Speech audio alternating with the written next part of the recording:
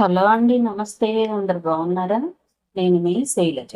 ఈరోజు మనం సూర్యదేవ రామ్మోహన్ రావు గారు రచించిన సక్సెస్ నవల మొదలు పెడదామండి. మొదటి భాగంలో ఏం జరిగిందో చూద్దాం. న్యూఢిల్లీ మధ్యాహ్నం సరిగ్గా 12 గంటలైంది.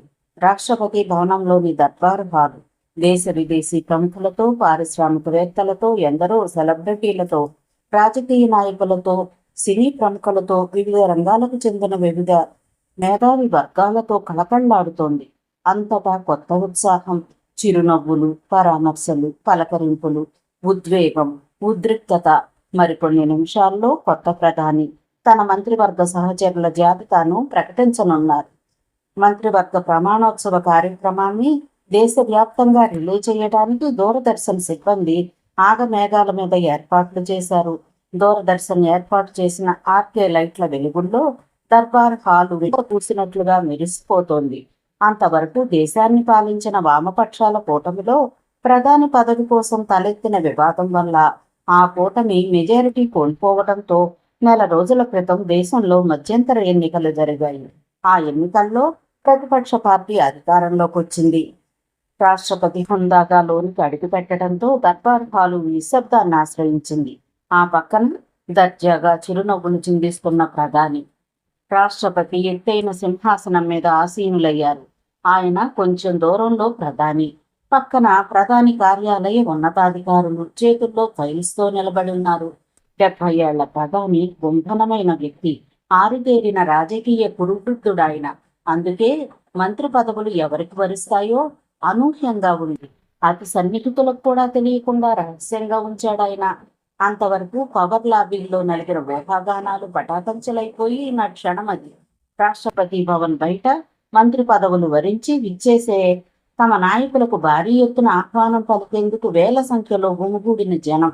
బయట లోపల ఎక్కడ అవాంఛనీయ సంఘటనలు జరగకుండా కట్టుదిట్టమైన పోలీస్ పహారా. రాష్ట్రపతి భవనంపైనే నిఘా కళ్లతో తిరుగుతున్న హెలికాప్టర్. రాష్ట్రపతి అనుమతితో అంతవరకు తన చేతిలో ఉన్న ఫైల్ని తన కార్యదర్శికి అందజేశారు ప్రధాని.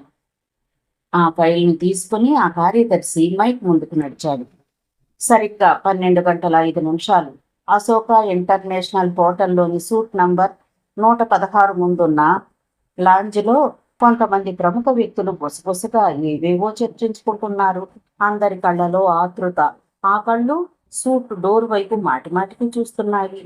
సూట్ లోపల విశాలమైన బెడ్రూమ్లో డ్రెస్సింగ్ టేబుల్కి ఎదురుగా చొరకత్తి లాంటి మీసాలను దువ్వెనతో దువ్వుకొని టైనాట్ను సర్దుకుని నిలువెత్తు అద్దంలో తనని తాను మరోసారి చూసుకున్నారాయన. ఆయన వాసిరెడ్డి హరికృష్ణమనాయుడు. 6 అడుగుల 2 అంగుళాల హరికృష్ణమనాయుడు పసిడిపోత పూసిన పాలరాతి విగ్రహంలా ఉన్నారు. దృఢమైన శరీరం, మెలిదిరిగిన కండరాలు, విశాలమైన కళ్ళు, పొడవాటి ముక్కు, నీలిరంగు కోటులో మిలమిలా మెరిసిపోతున్నాడాయన. 15 ఏళ్లుగా భారతదేశపు బిజినెస్ వరల్డ్లో ది గ్రేట్ డిక్టేటర్ అనిపించుకున్న హరికృష్ణమనాయుడు పుట్టింది రాయలసీమలోని ఓ కుగ్రామంలో, సెటిల్ అయింది మద్రాసులో. సివిల్ కాంట్రాక్టర్గా జీవితాన్ని ప్రారంభించిన హరికృష్ణమనాయుడు ఏరక్ కాంట్రాక్టర్గా మద్రాసులో తన ఎంపైర్ను బిల్డప్ చేశాడు. మద్రాస్ కేంద్రంగా చేసుకుని ఆంధ్ర, ఒరిస్సా, వెస్ట్ బెంగాల్, మహారాష్ట్రలో ఎన్నో బిజినెస్లని స్థాపించాడు. ఆయన పట్టిందల్లా బంగారమైంది. చేపట్టిన బిజినెస్ కోట్లకు అధిపతిని చేసింది.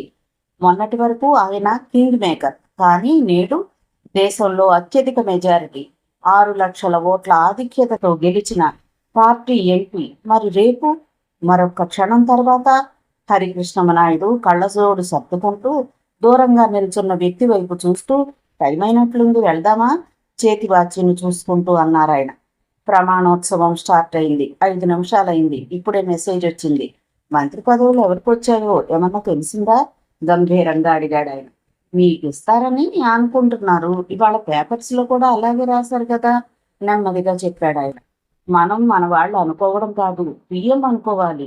పిఎం దృష్టిలో నేనుంటే ముందుగా ఒక్క మాటైనా నాకు చెప్పేవాడు ఆయన, ముందుకు అడిగేస్తూ అన్నారు హరికృష్ణనాయుడు. మన పిఎం గారి గురించి ఎవరికి తెలియదు. టీ తాగడానికి కూడా అరగంట ఆలోచించి మరీ తాగుతారని ఆ మధ్య ఎవరో కామెంట్ చేశారు. మీ ఫ్రెండ్ గురించి మీకు తెలీదా? ఆయన వెనకే అడిగేస్తూ అన్నాడాయన. ఆయన పేరు సూర్యసాగర్. ఆయనకు 50 ఏళ్లుంటాయి. ఒకప్పుడు హరికృష్ణ నాయుడు కాలేజ్ మేట్ సూర్యసాగర్, ఆ తర్వాత ఆంతరంగికుడు, ప్రస్తుతం Harikrishna Naidu personal lawyer. PM బలవంతం మీద పాలిటిక్స్ లోకి వచ్చాను. పిలిచి సీట్ ఇస్తే కాదని లేకపోయాను, ఎంపీనయ్యాను. పవర్లో ఉన్న పార్టీలో ఉండడం మంచిదే. ఏ పవర్ ఎప్పుడు ఉపయోగపడుతుందో ఎవరికి తెలుసు. ఎంత పిఎం నాకు ఫ్రెండ్ అయినా ఫస్ట్ టైం ఎంపీ అయిన వ్యక్తిని నేను. పిఎం నాకు మినిస్ట్రీ ఇస్తారని నేను అనుకోను. ఇచ్చినప్పుడల్లా కాదనకుండా పార్టీకి ఫండ్ ఇచ్చాను. దానికి కృతజ్ఞతగా ప్రధాని నాకు ఎంపీ సీట్ ఇచ్చారు. అంతకంటే ఆశించడం తప్పు. ఈ రాజకీయాలని నేను ఎప్పుడూ నమ్మను. నమ్మితే ఉన్నది పోతుంది, ఉంచుకున్నది పోతుంది. సూట్ బయటకు వచ్చాడు హరికృష్ణ నాయుడు. బయటకు రాగానే దూరంగా నుంచున్న ఆప్తజనం గబగబా దగ్గరకు వచ్చి అభినందనలు తెలియజేయడం ప్రారంభించారు. అందులో ఎక్కువ మంది ఇండస్ట్రియలిస్టులే ఉన్నారు. వాళ్ళ మధ్య ఓ కాకి యూనిఫామ్ కనిపించడంతో ఆశ్చర్యంతో ఆ వ్యక్తిని చూశారు Naidu. South zone DGP mister Agarwal మిమ్మల్ని కలవడానికి వచ్చారు, పక్కనున్న పిఏ చెప్పాడు. కలవడానికి పోలీస్ అఫీషియల్స్ ఎందుకు వస్తున్నారు అన్నట్లుగా లాయర్ సూర్యసాగర్ వైపు చూశారు నాయుడు. ఊరకరారు పోలీసులు నవ్వుతూ అని అగర్వాల్ వైపు చూశాడు సూర్యసాగర్.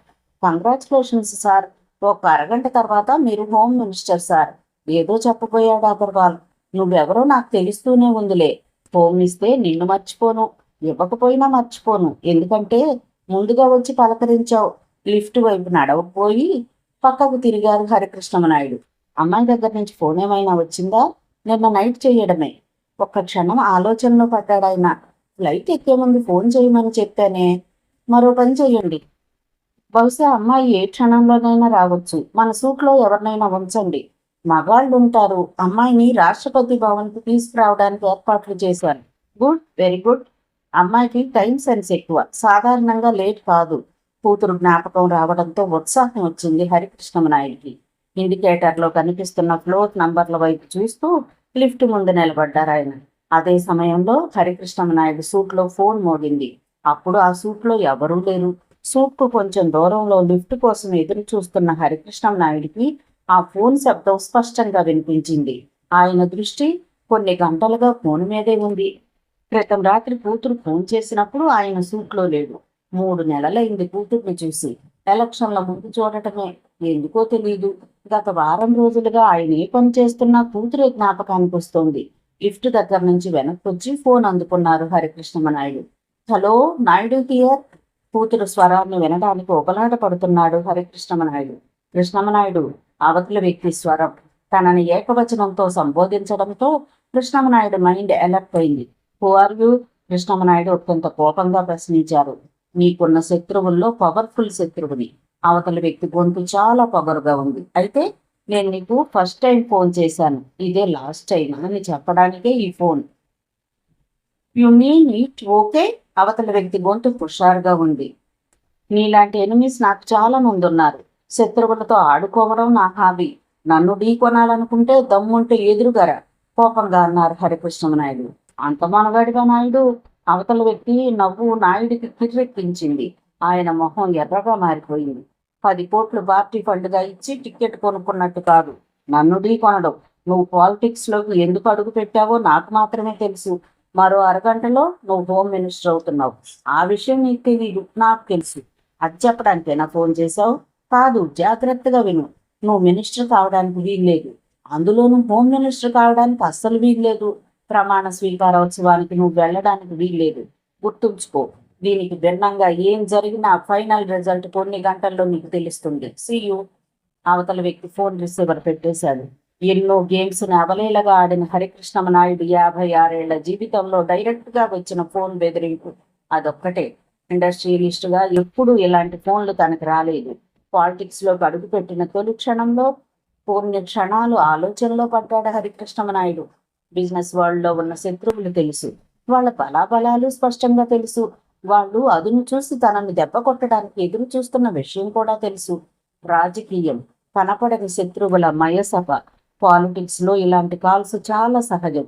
ఆ ఆలోచన రావడంతోనే కొన్ని నిమిషాల సేపు సీరియస్గా ఆలోచించిన హరికృష్ణ నాయుడు పూర్తిగా రిలాక్స్ అయిపోయి సూట్లోంచి బయటకు వచ్చారు. ఆత్రంగా అస్పష్టంగా లోపల జరిగిన సంభాషణని అంచనా వేయడానికి ప్రయత్నిస్తున్న సూర్యసాగర్ వైపు చూసి, ఇట్స్ ఏ రాంగ్ కాల్, కమాన్, ఆయన భుజం మీద చెయ్యి వేస్తూ గబగబా ముందుకు నడిచారు హరికృష్ణమనాయుడు.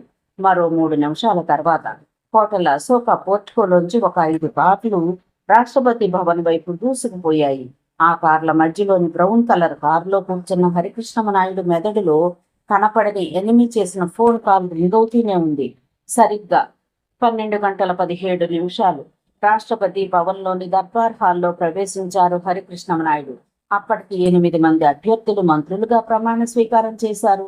ఆంధ్రప్రదేశ్కు చెందిన ఎంపీలు కూర్చున్న ప్రదేశానికి వెళ్లబోతూ మైక్లో చటుక్కున తన పేరు వినబడ్డంతో తలెత్తి పార్టీ సహచరుల వైపు నవ్వుతూ చూసి ఉప్పొంగిన ఉత్సాహంతో వేదిక వైపు అడుగులేశారు హరికృష్ణమనాయుడు. ఆయన ప్రమాణ పత్రం చదువుతున్నంతసేపు హాల్ అంతా జై జైత్వానాలు కరతాళ ధ్వనులతో మారుమ్రోగిపోయింది. ప్రమాణ పత్రం చదివాక, సంతకాల కార్యక్రమం అయిపోయాక రాష్ట్రపతితో కరచాలనం చేసి కృతజ్ఞతలు తెలియజేసి ప్రధాని వైపు అడుగు వేశారు హరికృష్ణమనాయుడు. కంగ్రాచులేషన్స్ మిస్టర్ నాయుడు, మనసారా నవ్వుతూ షేక్ హ్యాండ్ ఇచ్చారు ప్రధాని. గమ్మత్తుగా నన్ను పొలిటీషియన్ని చేశారు, అంతే గమ్మత్తుగా హోమ్ మినిస్టర్ని చేశారు అన్నాడు హరికృష్ణమనాయుడు ఎగ్జైట్మెంట్తో. మీ మీద నాకు నమ్మకం ఉంది నాయుడు గారు, అందుకే మీకు హోమ్ ఇచ్చాను. ఇండస్ట్రియలిస్ట్గా మీ సక్సెస్ మాకు తెలుసు. కరెక్ట్ పొలిటీషియన్గా మిమ్మల్ని తీర్చిదిద్దుకోవాలంటే స్వదేశంలోనూ విదేశంలోనూ పొంచి ఉన్న జాతి వ్యతిరేకులకు సవాలుగా నిలిచి మన శత్రువుల్ని అణగదొక్కే ప్రయత్నం మీరు చెయ్యాలి. మీకు ఆ కెపాసిటీ ఉందని నమ్ముతున్నాం. అందుకే కొత్తవారైనా మీకు హోంశాఖనిచ్చాం నవ్వుతూ అన్నాడు ఆయన. ఆ మాటకు హరికృష్ణమనాయుడు కృతజ్ఞతగా చూశాడు. కానీ నాయుడు భుజం తట్టారు స్నేహపూర్వకంగా. నాయుడు తన శత్రువులను ఎలా ఎదుర్కొన్నాడో 30 ఏళ్లుగా నాయుడిని తెలిసిన వ్యక్తిగా ప్రధానికి తెలుసు. వేదిక దిగుతున్న హరికృష్ణమనాయుడికి పార్టీ సభ్యుల కేరింతలు, పార్టీ మిత్రుల అభినందనలు ఏవి వినిపించడం లేదు. అంత ఆనంద సందోహం మధ్య తీవ్ర ఆలోచనలో మునిగిపోయాడు ఆయన. పాలిటిక్స్ విశాలమైన ఎరీనా లాంటిది. శత్రువుల్ని గుర్తుపట్టడం కష్టం. ప్రమాణ స్వీకారానికి నువ్వు వెళ్ళడానికి వీల్లేదు, గుర్తుంచుకో. దీనికి భిన్నంగా ఏం జరిగినా ఫైనల్ రిజల్ట్ కొన్ని గంటల్లో నీకు తెలుస్తుంది. సడన్ గా ఫోన్ హెచ్చరిక గుర్తుకొచ్చింది. ముసురుకున్న ఆలోచనలతో తన కేటాయించిన సీట్లో కూర్చున్నారు ఆయన. మనిషిగా అభినందనలు అందుకుంటూనే ఉన్నా మనసు అనేక రకాలుగా ఆలోచిస్తోంది. తన శత్రువుల్ని ఎదుర్కోగలడు. తన తెలివితేటల ఉక్కుపాదంతో శత్రువుల్ని అణగదొక్కేయనుగలడు. ఆ కాన్ఫిడెన్స్ తనకుంది. ఇండస్ట్రియలిస్ట్గా ఆ ఎక్స్పీరియన్స్ తనకుంది. శత్రువు ఒంటి కన్నుతో చూస్తే తాను 1000 కళ్ళతో చూడగలడు. శత్రువును పసిగట్టడంలో తన అంచనా ఎప్పుడూ తప్పు కాదు. మొత్తం 56 మంది మంత్రుల ప్రమాణ స్వీకారం చేశారు. క్యాబినెట్ ర్యాంక్ మంత్రులు 18 మంది, మిగతా మంత్రులు స్టేట్ మంత్రులు, డిప్యూటీ మంత్రులు. మొత్తం కార్యక్రమం పూర్తయ్యేసరికి 45 నిమిషాలు పట్టింది. ప్రమాణ స్వీకారం అయిపోయాక మంత్రివర్గ సహచరులతో ప్రధాని ఫోటో దిగారు. ఆ తర్వాత రాష్ట్రపతి భవన్లో రాష్ట్రపతి నూతన మంత్రివర్గానికి తేనీటి బిందునిచ్చారు. అక్కడే కొత్త హోంమంత్రి మొట్టమొదటి అధికారిక పర్యటన కార్యక్రమం ఖరారైంది. పార్టీ ఎంపీలు ఏర్పాటు చేసిన అభినందన సభ జైపూర్లో జరపాలని నిశ్చయింపబడింది. తనకు సన్నిహితులైన ఇండస్ట్రియలిస్టులు కూడా ఉండటంతో ఆ ప్రోగ్రాంని కాదనలేకపోయారు హరికృష్ణమనాయుడు హోంమంత్రిగా ప్రమాణ స్వీకారం చేసి 2 గంటలైంది. ఢిల్లీ నుంచి జైపూర్ నుంచి మద్రాసు ప్రయాణం. సూట్లో అరగంట రెస్ట్ తీసుకున్నారు ఆయన. అప్పటికి 4-5 సార్లు కూతురు గురించి సూర్యసాగర్ని అడిగారు ఆయన. సూర్యసాగర్ అహ్మదాబాద్ ఫోన్ చేసి బయలుదేరినట్లుగా తెలుసుకున్నాడు. ఓసారి ఎయిర్పోర్ట్ కూడా ఫోన్ చేసి కనుక్కోండి తిరిగి అన్నాడు ఆయన. హరికృష్ణమనాయుడికి ఎందుకో ఉన్న ఫలంగా కూతుర్ని చూడాలని ఉంది. అందుకే అంత ఆరాట పడిపోతున్నాడు. వెంటనే ఎయిర్పోర్ట్ కూడా ఫోన్ చేశాడు సూర్యసాగర్. ఢిల్లీకి వచ్చే అహ్మదాబాద్ ఎయిర్ బస్సు 2 గంటలు లేదు. మరో 10 నిమిషాల్లో జైపూర్కి బయలుదేరాలి. ఆయన మనసు కూతురు కోసం, కూతుర్ని చూడాలనే కోరికతో వెలబెల్లాడిపోయింది. అయినా తప్పని మర్యాదని పాటించాలి. హరికృష్ణమనాయుడు గౌరవార్థం luxury rail palace on wheels ను బుక్ చేశారు. సూట్లోంచి బయటకు వస్తూ సూర్యసాగర్తో చెప్పారు హరికృష్ణమనాయుడు. అమ్మాయి ఇక్కడికి వస్తే జైపూర్ వచ్చేయమని మెసేజ్ ఇవ్వండి. అందుకు తగిన ఏర్పాట్లు కూడా చేయండి. శాసనాధికారం మొదలైంది. అశోక హోటల్ మొత్తం పోలీసు బందోబస్తుతో నిండిపోయింది. పోర్టుకోలోకి వచ్చిన హోంమంత్రిని పోలీసు ఉన్నతాధికారులు తమని తాము పరిచయం చేసుకున్నారు. కంటికి రెప్పల చుట్టూ పోలీస్ పహారా మొదలైపోయింది. అభిమానులు, మిత్రులు, అనుచర గణం జై జై పానాలతో అశోక హోటల్ దద్దరిల్లిపోయింది. దగ్గరకొచ్చి దండలు వేయడానికి కుమ్ములాడుకుంటున్న అభిమాన సందోహాన్ని పోలీసులు లాఠీలతో అడ్డుకుంటున్నారు. This is called power. నవ్వుతూ తనలో తానే అనుకున్నారు ఆయన. డిఐజీ స్థాయి అధికారులు కార్ డోర్ తెరిచి పట్టుకున్నారు. కారెక్కబోతూ దూరంగా ఓ వ్యక్తిని చూసి నవ్వి దగ్గరకు రమ్మన్నట్లుగా సంజ్ఞ చేశారు హరికృష్ణమనాయుడు. ఆ వ్యక్తి Delhi south zone DGP Agarwal. కారెక్కన మిస్టర్ అగర్వాల్. మొట్టమొదటిసారి తనను కంగ్రాచులేట్ చేసిన పోలీస్ అధికారి అగర్వాల్. అందుకే హోంమంత్రి అగర్వాల్ ను చూడగానే పోల్చుకున్నారు. Thank you sir. అగర్వాల్ హోంమంత్రి హరికృష్ణమనాయుడు కారు వెనక సెక్యూరిటీ కారులోకి ఎక్కాడు గర్వంగా. హోంమంత్రి స్వయంగా పిలిచి ఓ పోలీస్ అధికారిని కారెక్కమనడం కొంతమంది ఉన్నత స్థాయి పోలీస్ అధికారులకు నచ్చలేదు. పిలిచింది కారెక్కమంది సాక్షాత్తు హోంమంత్రి. అందుకే మౌనంగా హోంమంత్రికి సెల్యూట్ చేస్తూ కోపాన్ని దిగమింగుతూ ఉండిపోయారు వాళ్ళు. గొప్ప జీనియస్లు కూడా అకస్మాత్తుగా తప్పులు చేస్తూ ఉంటారు. అలాంటి భయంకరమైన ఒక తప్పు హోమ్ మినిస్టర్ హరికృష్ణమనాయుడు చేశారు. ఆయనకు ఆ విషయం తెలియదు. మరో 2 నిమిషాల తర్వాత అశోక హోటల్ నుంచి కారు రైల్వే స్టేషన్ కేసి దూసుకుపోయింది. సరిగ్గా 40 నిమిషాల తర్వాత హోటల్ అశోక ఇంటర్నేషనల్ పోర్టికోలో ఓ ట్యాక్సీ వచ్చి ఆగింది. అందులోంచి ది గ్రేట్ ఇండస్ట్రియలిస్ట్ హోంమంత్రి హరికృష్ణమనాయుడు కూతురు ముక్తానంద దిగింది హుందాగా. ముక్తానంద బ్యూటీ, నల్లగా అందంగా ఉంటుంది. చూడగానే ఇటాలియన్లా ఉంటుంది. ప్యారిస్ నుంచి తెచ్చిన పాలరాతి విగ్రహానికి ప్రాణం పోసినట్లుగా ఉంటుంది. కొంతమందిని చూడగానే గోవాలోని సాయం సంధ్య, మైసూర్ ప్యాలెస్ లోని అందమైన రవివర్మ చిత్రాలు జ్ఞాపకానికి వస్తాయి. ఒక అందమైన అమ్మాయిగా, ముచ్చటైన నల్లని అమ్మాయిగా ముక్తానందను చూడగానే భావకులకు ఆ పోలికలన్నీ గుర్తుకొస్తాయి. ఒక్కొక్కప్పుడు విశాలమైన ఆమె కళ్ళు ప్రేమధారలు వర్షిస్తే మరొకప్పుడు చండ్రనిప్పులు కురిపిస్తాయి అన్న విషయం కొంతమందికే తెలుసు. ముఖ్యంగా హరికృష్ణమనాయుడికి బాగా తెలుసు. హోటల్ రిసెప్షన్ కౌంటర్ దగ్గరకు వచ్చిన ముక్తానంద దగ్గరకు పరుగులాంటి నడకతో ఓ వ్యక్తి వచ్చాడు. Good evening madam, my name is Praveen. మీకోసం వెయిట్ చేసి డాడీ జైపూర్ వెళ్ళారు చెప్పాడు ప్రవీణ్ కంగారు పడిపోతూ. జైపూర్ ఎందుకు వెళ్ళారు వెంటనే అడిగింది ముక్తానంద. అభినందన సభకు మేడం, డాడీకే పోర్ట్ఫోలియో ఇచ్చారు. Home madam. ఆ మాటకు ముక్తానంద పెదవుల మీదకి చిరునవ్వు వెళ్లి విరిసింది. ఒకవేళ మీరు జైపూర్కి రాలేకపోతే డాడీ మిమ్మల్ని మద్రాసుకి రమ్మనమని చెప్పారు. మళ్ళీ చెప్పాడు ప్రవీణ్. మద్రాస్కా? ఆలోచనలో పడింది ముక్తానంద. జైపూర్కి ఏ ఫ్లైట్లో వెళ్ళారు డాడీ? ఫ్లైట్ కాదమ్మా, ప్యాలెస్ ఆన్ వీల్స్. పార్టీ మెంబర్స్తో వెళ్ళారు. ఈ పాటికి ట్రైన్ స్టేషన్ నుంచి వెళ్ళిపోయి ఉంటుందమ్మా. ఇమీడియట్గా తాను మద్రాసు వెళ్ళలేదు. అహ్మదాబాద్లో ఇంకో 5-6 రోజుల పని ఉంది. ప్యాలెస్ ఆన్ వీల్స్ వెళ్ళిపోయి ఉంటుందా? Are you sure? ఒకసారి ఫోన్ చేసి కనుక్కోండి. ముక్తానంద నోట్లోంచి ఆ మాట రావడంతో రిసెప్షన్ కౌంటర్ వైపు పరిగెత్తాడు ప్రవీణ్. 3 నిమిషాల తర్వాత పరిగెత్తుకుంటూ వెనక్కి వచ్చాడు. సారీ మేడం, ఎంగేజ్ వస్తోంది. మరే మాత్రం ఆలోచించలేదు ముక్తానంద. పోర్టికోలోంచి అప్పుడే వచ్చి ఆగిన ట్యాక్సీ ఎక్కేసింది.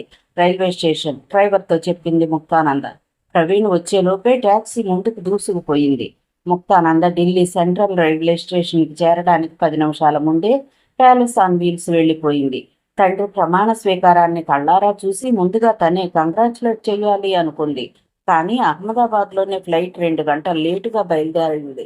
అహ్మదాబాద్ వెళ్ళిపోవడమా, మార్నింగ్ ఫ్లైట్కి మద్రాసు వెళ్ళడమా, ఏది నిర్ణయించుకోలేని సందిగ్ధ స్థితి. స్టేషన్లోంచి బయటకు వచ్చి రోడ్డు పక్కగా నడుస్తోంది ముక్తానంద అన్యమనస్కంగా. టైం సెన్స్ ఎక్కువ ముక్తానందకు. ఇండియన్ ఎయిర్లైన్స్ మీద బాగా కోపం వచ్చింది. హోటల్ ప్రోగ్రామ్ అంతా అప్సెట్ అయిపోయింది అని విసుక్కుంది లోపలే. తలెత్తి ట్యాక్సీ కోసం దిక్కులు చూస్తున్న ముక్తానంద తనని దాటిపోయి ముందుకెళ్ళి మళ్ళీ వెనక్కి వచ్చిన పోలీస్ జీపును చూసి ఆశ్చర్యపోయింది. తాను హోమ్ మినిస్టర్ కూతుర్నని లిఫ్ట్ ఇవ్వడానికి పోలీస్ జీప్ ఆగిందా?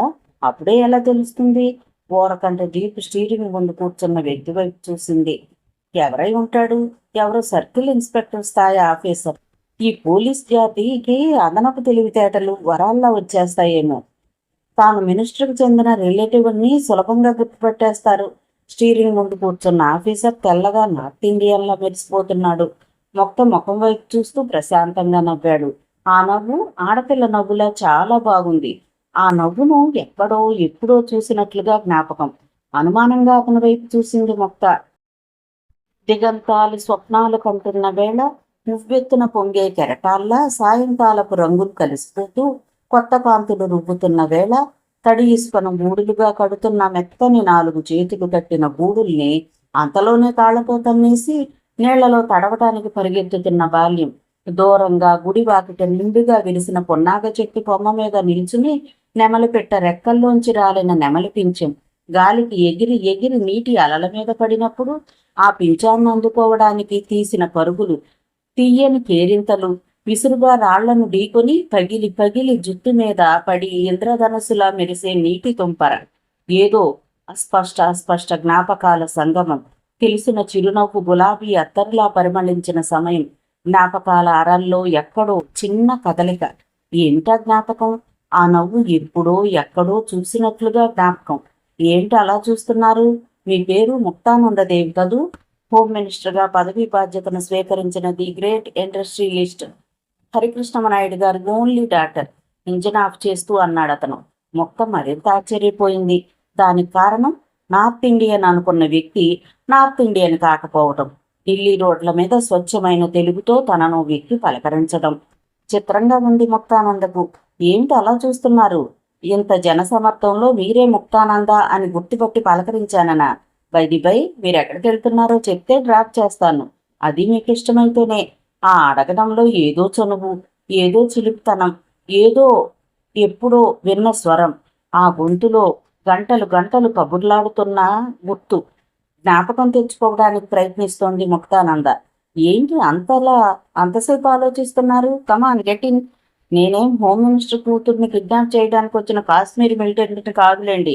ట్రాఫిక్ పోలీసులు నా మీద కేసు పెట్టే లోపలే మీరు పని చేస్తే బాగుంటుంది. ఏం పని చేస్తే బాగుంటుంది? అసంకల్పితంగానే అడిగేసింది. జీప్ ఎక్కేస్తే బాగుంటుంది. మళ్ళీ మెల్లగా నవ్వుతూ అన్నాడు. ఒక క్షణం తటపటాయించింది. ఆ వ్యక్తి విశాలమైన కళ్ళల్లో తొంగి చూస్తున్న అమాయకత్వం వైపు చూస్తూ ధైర్యంగా ముందుకు అడిగేసింది. ఎక్కి అతని పక్కన కూర్చుంది. మీరు బాగా డేరింగ్ డాషింగ్ అని విన్నాను, కానీ గేర్ మార్చి యాక్సిలేటర్ నొక్కుతూ అన్నాడు. ఒక పరాయి వ్యక్తి తనని తక్కువ అంచనా వేయటం నచ్చలేదు ముక్తానందకు. ఆపేయండి, దిగిపోతాను. నోటి వరకు వచ్చిన మాట ఆగిపోయింది. అయితే ముక్తానందాదేవి గారికి నేను ఇంకా గుర్తుకు రాలేదన్నమాట. ఎక్కడికి వెళ్లాలో చెప్తే ఓ 10 నిమిషాలు టైం ఇస్తాను. ఈ లోపల గుర్తు తెచ్చుకుందరు గాని. హోటల్ అశోక, వెంటనే చెప్పింది ముక్తానంద. అశోక చేరే లోపల నేనెవరో చెప్పేస్తారన్నమాట. జీపును మలుపు తిప్పుతూ అన్నాడు ఆ వ్యక్తి. సాధారణంగా తనని కలిసిన వ్యక్తులెవ్వరినీ అంత సులభంగా మర్చిపోదు తాను. మరి బాగా తెలిసినట్లు ప్రవర్తిస్తున్న ఈ యువకుడెవరు? స్టీరింగ్ మీద చేతులు వేసి విలాసంగా డ్రైవ్ చేస్తున్న అతని వైపు ఓర్కంట చూసింది. అతనికి 30 ఏళ్లుంటాయి. బలంగా దృఢంగా ఉన్నాడు. విశాలమైన నుదురు, వెడల్పాటి ముఖం. అతని ముక్కే విచిత్రంగా ఉంది. ఎవరితో తెచ్చి ఇతగాడికి తగిలించినట్లుగా ఉంది. విశాలమైన చురుకైన కళ్ళు, కాటుకు దిద్దినట్టుగా దట్టమైన కనుబొమలు, నీరెండ కాంతిలో మెరుస్తున్నట్లుగా మేసపట్టు. అన్నిటినీ మించి బంగారు రంగు ఛాయ. ముక్త తనను ఓరకంట చూడటం గమనించాడు ఆ యువకుడు. తనలో తానే నవ్వుకున్నాడు. జీపు చాందినీ చౌక్ దాటి కుడివైపు మలుపు తిరిగింది. 10 మినిట్స్లో 7 మినిట్స్ అయిపోయాయి. ఇంకా 3 మినిట్సే మిగిలాయి. అతని మాటలు తన మెమరీ పవర్కి పరీక్ష పెడుతున్నట్లుగా ఉన్నాయే తప్ప హేళన చేస్తున్నట్లుగా లేవు. అందుకే ముక్తానంద చురుగ్గా ఆలోచిస్తోంది. గుర్తు తెచ్చుకునేందుకు విశ్వ ప్రయత్నం చేస్తోంది. కాగితం పువ్వులు అంటారు గాని వాటిని కాగితాలతో చెయ్యరు. అసలు కాగితాలకు వాటికి సంబంధమే లేదు. తెలుసా మీకు? ఏదో జ్ఞాపకం చేస్తున్న వాడిలా ప్రశ్నించాడు. అయినా ముక్తానంద మౌనంగానే ఉంది. కాగితం పువ్వులని పిలిచే బోగన్ విలియాకి కాగితాలకు అసలు సంబంధం లేదు. తిరిగి అన్నాడు. మీరు సైన్స్ టీచరా, పోలీస్ ఆఫీసరా? చిరుకోపంతో అడిగింది ముక్తానంద. అఫ్ కోర్స్, నువ్వు ఇస్తే పట్టుకుంటావేమోనని నవ్వుతూ అన్నాడు అతను. అతను అలా నవ్వడం నచ్చలేదు ముక్తానందకు. ఇంకా 1 మినిట్ మాత్రమే టైం ఉంది, చెప్పుకోండి.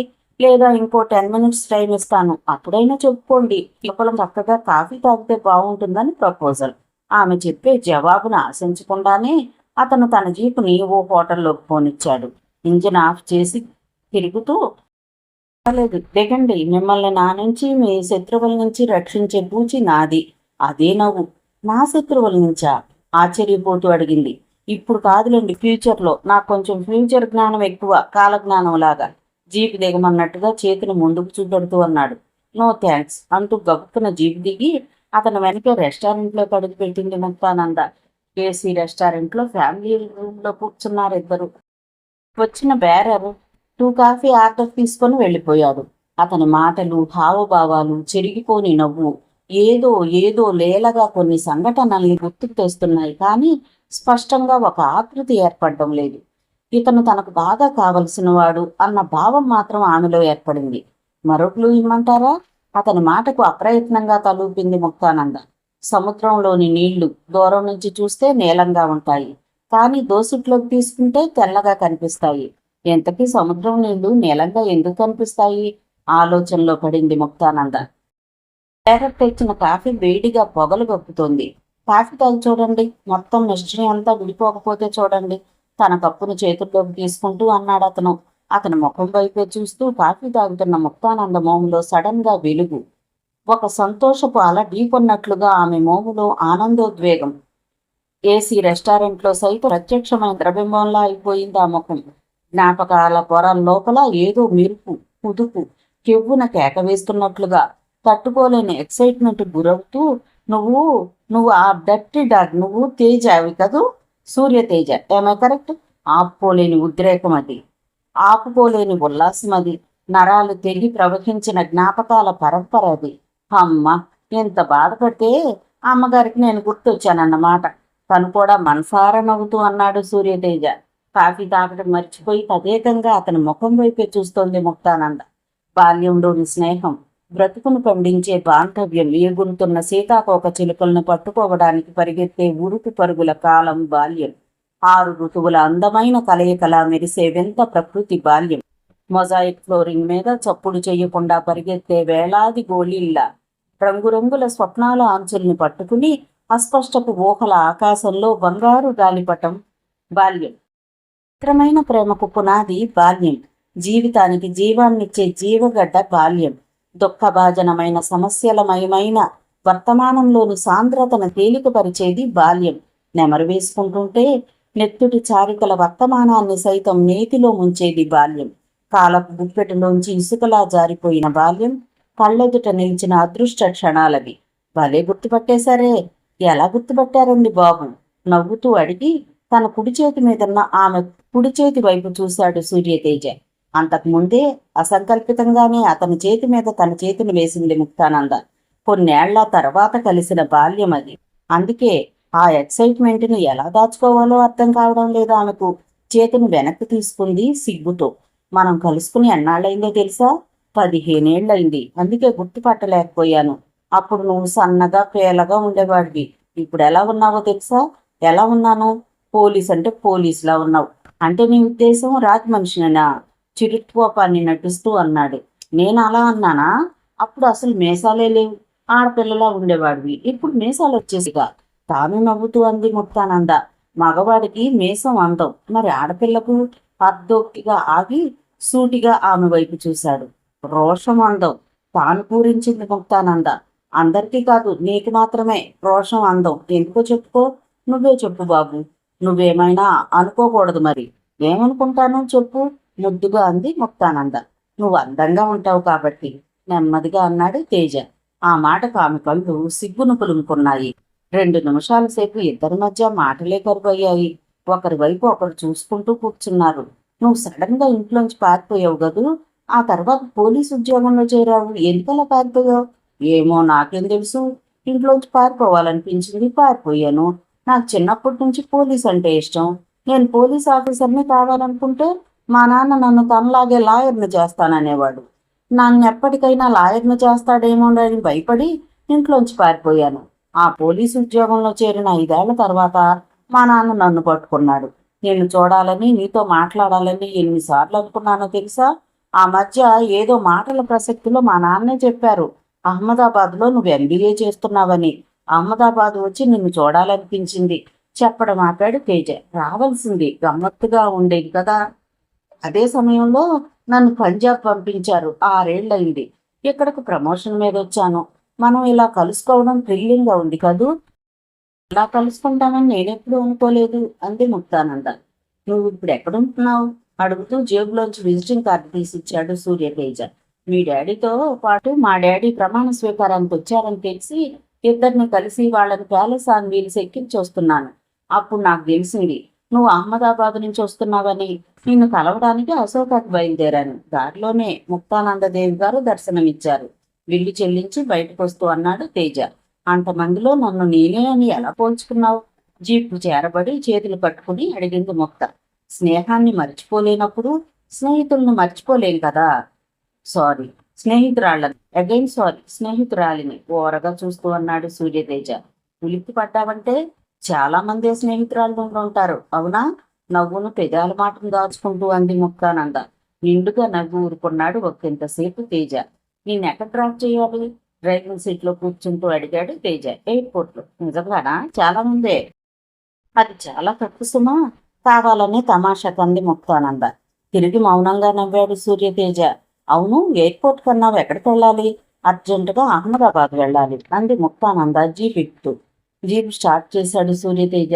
సాయంత్రం రాత్రిగా మారుతున్న వేళ వెలుగును కప్పుకుంటున్న రోడ్ల మీద బొమ్మల్లా మనుషులు, వాహనాలు.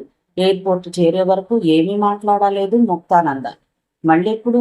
జీప్ నుంచి దిగి నిల్చుని ఆమె వైపు చూస్తూ అన్నాడు సూర్యతేజ.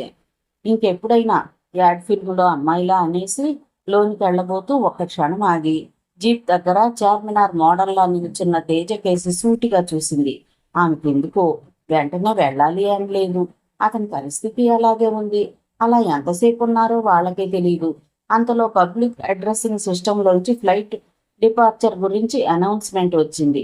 దాంతో ఉలిక్కిపడి తేరుకున్నారిద్దరు. డిజర్ట్ వీన్ రాజభోగాల రైలు ప్యాలెస్ ఆన్ వీల్స్ ఆగ్రా మీదుగా పరుగులు తీస్తోంది.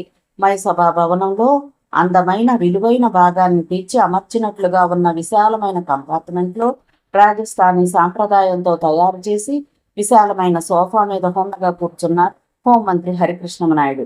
ఒక ఇండస్ట్రియలిస్టుగా, ఒక బిజినెస్ మ్యాన్గా కాలంతో పరుగులు పెట్టే వ్యక్తిత్వం ఆయనది. హోంమంత్రి కాగానే లభించిన లేజర్ ఆశ్చర్యంగా ఉంది ఆయనకు. ఆయనకు ఎదురుగా పార్టీలో ప్రముఖుడైన జైపూర్ ఎంపీ కూర్చున్నాడు. ఆ పక్కన బీబీసీ ఇండియన్ రిపోర్టర్ కూర్చున్నాడు. పక్కన కొంతమంది ఇండస్ట్రియలిస్టులు, కొంచెం దూరంలో కొంతమంది మిత్రులు పిచ్చాపాటి మాట్లాడుకుంటున్నారు. మరి కొంతమంది యంగ్ పార్లమెంటేరియన్లు లైబ్రరీ కమ్ బార్లో కూర్చుని కాలక్షేపం చేస్తున్నారు. హరికృష్ణమనాయుడు ఓ పక్క బీబీసీ రిపోర్టర్కు ఇంటర్వ్యూ ఇస్తూనే మరో పక్క మిత్రులతో చెలోక్కులు విసురుతున్నాడు. ఇంద్రధనస్సు లాంటి ప్యాలెస్ ఆన్ వీల్స్ పట్టాల మీద పరుగులు తీస్తోంది. బీబీసీ రిపోర్టర్ ఇంటర్వ్యూ అయిపోయాక పిచ్చాపాటిలో పడ్డారు. నాయుడు గారు, ప్రస్తుతం దేశంలో 3 కీలకమైన సమస్యలు హోంమంత్రిగా మిమ్మల్ని సవాల్ చేయడానికి సిద్ధంగా ఉన్నాయి. 1 పంజాబ్, 2 కాశ్మీర్, 3 తమిళనాడులో ఎల్టీటీఈ. వీటిని ఎలా సాల్వ్ చేస్తారు? ఫస్ట్ టైం గెలిచిన ఒక యువ ఎంపీ అడిగాడు. ఆ బీబీసీ రిపోర్టర్ ఇంటర్వ్యూ అయిపోయింది, ఇప్పుడు నువ్వు చేస్తున్నావా? నవ్వుతూ అడిగారు హరికృష్ణమనాయుడు. ఆ మాటకు అక్కడ నవ్వులు విరిశాయి. లెటస్ హావ్ సమ్ ఫన్ అంటూ సూట్లోంచి ఆంధ్రప్రదేశ్కు చెందిన ఒక పారిశ్రామికవేత్త చేతిలో షాంపైన్ బాటిల్తో వచ్చాడు. ఆ వెనుక ఇంకొక వ్యక్తి వెండి గ్లాసులను తెచ్చి అందరి ముందు ఉంచాడు. షాంపైన్ బాటిల్లోని డ్రింక్ గ్లాసుల్లోకి సర్వ్ చేశారు. గోల్డెన్ ప్లేట్స్లో మంచి ఏర్పాట్లు జరిగాయి. హరికృష్ణమనాయుడు గారిని హోమ్ మినిస్ట్రీని వరించిన సందర్భంగా 3 చీర్స్. నాయుడు గారు జిందాబాద్. పాలిటిక్స్ లో కూడా నాయుడు గారు సూపర్ సక్సెస్ కావాలి. గ్లాసుల్ని తీసుకుంటూ చేసిన స్లోగన్లు ఆ సెలూన్లో ప్రతిధ్వనించాయి. కబుర్లు, జోకులు, ప్రతిపక్షాల మీద విసుర్లు. కంపెనీ సేగ్గా నాయుడు గారు ఎత్తుకున్న గ్లాసులోంచి డ్రింక్ని మెల్లగా సిప్ చేసి పక్కన పెట్టారు. ప్రపంచ రాజకీయాలు మొత్తం అక్కడ మందు మాటల్లో తొంగి చూస్తున్నాయి. పావు గంట, అరగంట, గంట గడిచింది. ఏసీ గాలి మత్తుగా ప్రవహిస్తోంది. హోంమంత్రి హరికృష్ణమనాయుడు గారి కోసం బుక్ చేసిన 2 సెలూన్లలో ఒక సెలూన్లో మంత్రి గారి ఆంతరంగిక మిత్రులు ఉండగా, రెండో సెలూన్లో హరికృష్ణమనాయుడు, లాయర్ సూర్యసాగర్, పర్సనల్ అసిస్టెంట్లు, సెక్యూరిటీ సిబ్బంది ఉన్నారు. 2 గంటలు గడిచాయి. రాత్రి సరిగ్గా 10:45. మిత్రులందరూ నిద్రలో జోగుతున్నారు, ఊగుతున్నారు. యువ రాజకీయ నాయకులు అమ్మాయిల మీద జోకులేసుకుంటున్న దశలో హరికృష్ణమనాయుడు మెల్లగా లేచి తన పర్సనల్ క్యాబిన్లోకి వెళ్ళిపోయారు. చుట్టూ అతి ఖరీదైన సిల్క్ కర్టన్లు, ఒక పక్క అందంగా అమర్చిన రాజస్థానీ పెయింటింగ్, విశాలమైన డబుల్ కాట్ బెడ్ పక్కన ఉన్న బుక్ షెల్ఫ్ లోంచి చేతికి అందిన ఓ బుక్ను తీశారు. Politics today tomorrow. ఓ అమెరికన్ రచయిత ఇండియన్ పాలిటిక్స్ ని విశ్లేషిస్తూ రాసిన బుక్ అది. నెమ్మదిగా చదవడం ప్రారంభించారు ఆయన. అప్పుడు రాత్రి సరిగ్గా 10 గంటల. 55 నిమిషాలైంది. చీకట్లో పరిగెడుతున్న ప్యాలెస్ ఆన్ వీల్స్ సముద్రం మీద తేలి ఆడుతున్న ఓడలా ఉంది. కనురెప్పలు మూతలు పడుతున్నాయి. రోజంతా అలసిపోవడం వల్ల శరీరం విశ్రాంతిని కోరుకుంటోంది. సాధారణంగా ప్రతిరోజు రాత్రి 12 గంటల వరకు బుక్ రీడింగ్ ఆయనకు అలవాటు. షాంపై ఆయన నరాల్లోకి మెత్తని హాయిని తీసుకొస్తున్న దశలో విరజిమ్ముతున్న లైటును ఆర్పడానికి హోమ్ మినిస్టర్ హరికృష్ణ నాయుడు లేచి నిలబడ్డారు. 2 అడుగులు ముందుకేశారు. టక్ టక్ గ్లాస్ టీపై మీద వెండి గడియారం చేసే శబ్దం చిత్రంగా వినిపిస్తోంది. లైట్ స్విచ్ ఆఫ్ చేయబోయి చటుక్కున ఏదో చప్పుడైతే పర్సనల్ రూమ్ డోర్ వైపు చూశారు హరికృష్ణ నాయుడు. ఎదురుగా చేతిలో సైలెన్సర్ అమర్చిన AK-47 గన్తో నిల్చున్న వ్యక్తిని చూసి ఆశ్చర్యపోయి ప్రమాదాన్ని శంకించి అరవబోయారు. కానీ అప్పటికే AK-47 నిప్పులు కురవడం ప్రారంభించింది. 100 మైళ్ల వేగంతో వెళుతున్న రైల్లో తాగుడు మత్తులో గాఢ నిద్రలో ఉన్న జనానికి ఏసీ రూంలోంచి మెల్లగా వినిపించిన ఆ చప్పుడికి మెలకువ రాలేదు. You are bastard. భయంగా విహ్వలంగా హరికృష్ణ నాయుడు గొంతులోంచి వచ్చిన అరుపు ఏసీ గాలిలో కలిసిపోయింది. ప్రమాణ స్వీకారానికి నువ్వు వెళ్ళడానికి వీల్లేదు, గుర్తుంచుకో. దీనికి భిన్నంగా ఏం జరిగినా ఫైనల్ రిజల్ట్ నీకు కొన్ని గంటల్లోనే తెలుస్తుంది. Powerful enemy. Final result sudden గా గుర్తుకొచ్చింది. ఆఖరి క్షణాల్లో గుర్తుకొచ్చింది. గుండెల్లోంచి, భుజం నుంచి, కంఠం నుంచి జలపాతంలా కారుతున్న రక్తపు దారలు ఒంటి నిండా నిండిపోయి ఆ దృఢకాయుడు హరికృష్ణ నాయుడు రక్తపు ముద్దలాంటి తన శరీరాన్ని చివరిసారిగా చూసుకుని భయవిహ్వలంగా కేక వేసి కుప్పకూలిపోయాడు. హరికృష్ణ నాయుడు కాళ్ల దగ్గర AK-47 పడేసి ఆ వ్యక్తి మరుక్షణంలో అక్కడి నుంచి మాయమైపోయాడు. అంత క్షణాల్లో జరిగిపోయింది. క్రమశిక్షణ, పట్టుదల, అపారమైన మేధస్సు, స్వయం కృషితో పైకొచ్చి అంచెలంచెలుగా ఎదిగిన కింగ్ మేకర్ నెత్తుటి మడుగులో 2 నిమిషాలు గింజుకుని కొన ప్రాణాలు వదిలాడు. భారతదేశపు పారిశ్రామిక ఆశాజ్యోతి కరకు శత్రువుల తుపాకీ కోరలకు బలైపోయింది. ఎంతో మంది యువకులకు ఇన్స్పిరేషన్ గా నిలిచిన వ్యక్తి ఒకే ఒక అజాగ్రత్త వల్ల నిండు జీవితాన్ని బలిపెట్టుకున్నాడు. రాజకీయమా? ప్రాకాశి కాళ్లతో, స్వార్థపు గోళ్లతో ఈ దేశాన్ని చిరిగిన విస్తరిగా చెయ్యి. రాజకీయమా? నీకు జోహారు. హిమాలయాల మించి మురుగు కాలవల్లోకి ఒక్కసారిగా దిగిపోయిన విలువల్ని ఉన్నతంగా మురికి బట్టలో మూటగట్టి కాపాడుకుంటున్న రాజకీయమా? జోహార్. హరికృష్ణ నాయుడు కొనవు విరిగి నినదించిన విషాద నినాదమది. బళ్ళున రక్తం కక్కుకున్న ప్రతిభ ఉరితీయబడ్డప్పుడు ఆఖరిసారిగా ఆలపించిన రక్తాసురు గీతమది. ప్యాలెస్ ఆన్ వీల్స్ పరిగెడుతూనే ఉంది. తెల్లవారుజాము 3 గంటలైంది. 2వ కంపార్ట్మెంట్లో నిద్రపోతున్న లాయర్ సూర్యసాగర్కి అకస్మాత్తుగా మెలకు వచ్చింది. నెమ్మదిగా లేచి 2వ కంపార్ట్మెంట్లకు మధ్యనున్న మొదటి కంపార్ట్మెంట్లోకి వచ్చాడు. దగ్గరగా వేసి ఉన్న హరికృష్ణ నాయుడు పర్సనల్ రూమ్ డోర్ని నెమ్మదిగా ముందుకు తోశాడు. అక్కడ అనిమిష సుతారంగా నవ్వింది. ఆమె నవ్వినప్పుడు యవ్వనం పొంగినట్లుగా ఉంది. 25 ఏళ్ల అనిమిష అరబ్బీ జాతి గుర్రానికి అందమైన ప్యారిస్ చీర తొడిగినట్లుగా ఉంటుంది. చామన ఛాయ శరీరం, ఆల్చిప్పల్లాంటి కళ్ళు, పొడవాటి ముక్కు, విదేశీ ఎరుపుతో పెంచిన వింత గులాబీల్లా మెరిసే బొగ్గలు, నునుపైన భుజాలు, మగాణ్ణి కామదాహంతో పాదాక్రాంతం చేసుకునే యవ్వనాల గుర్తులు.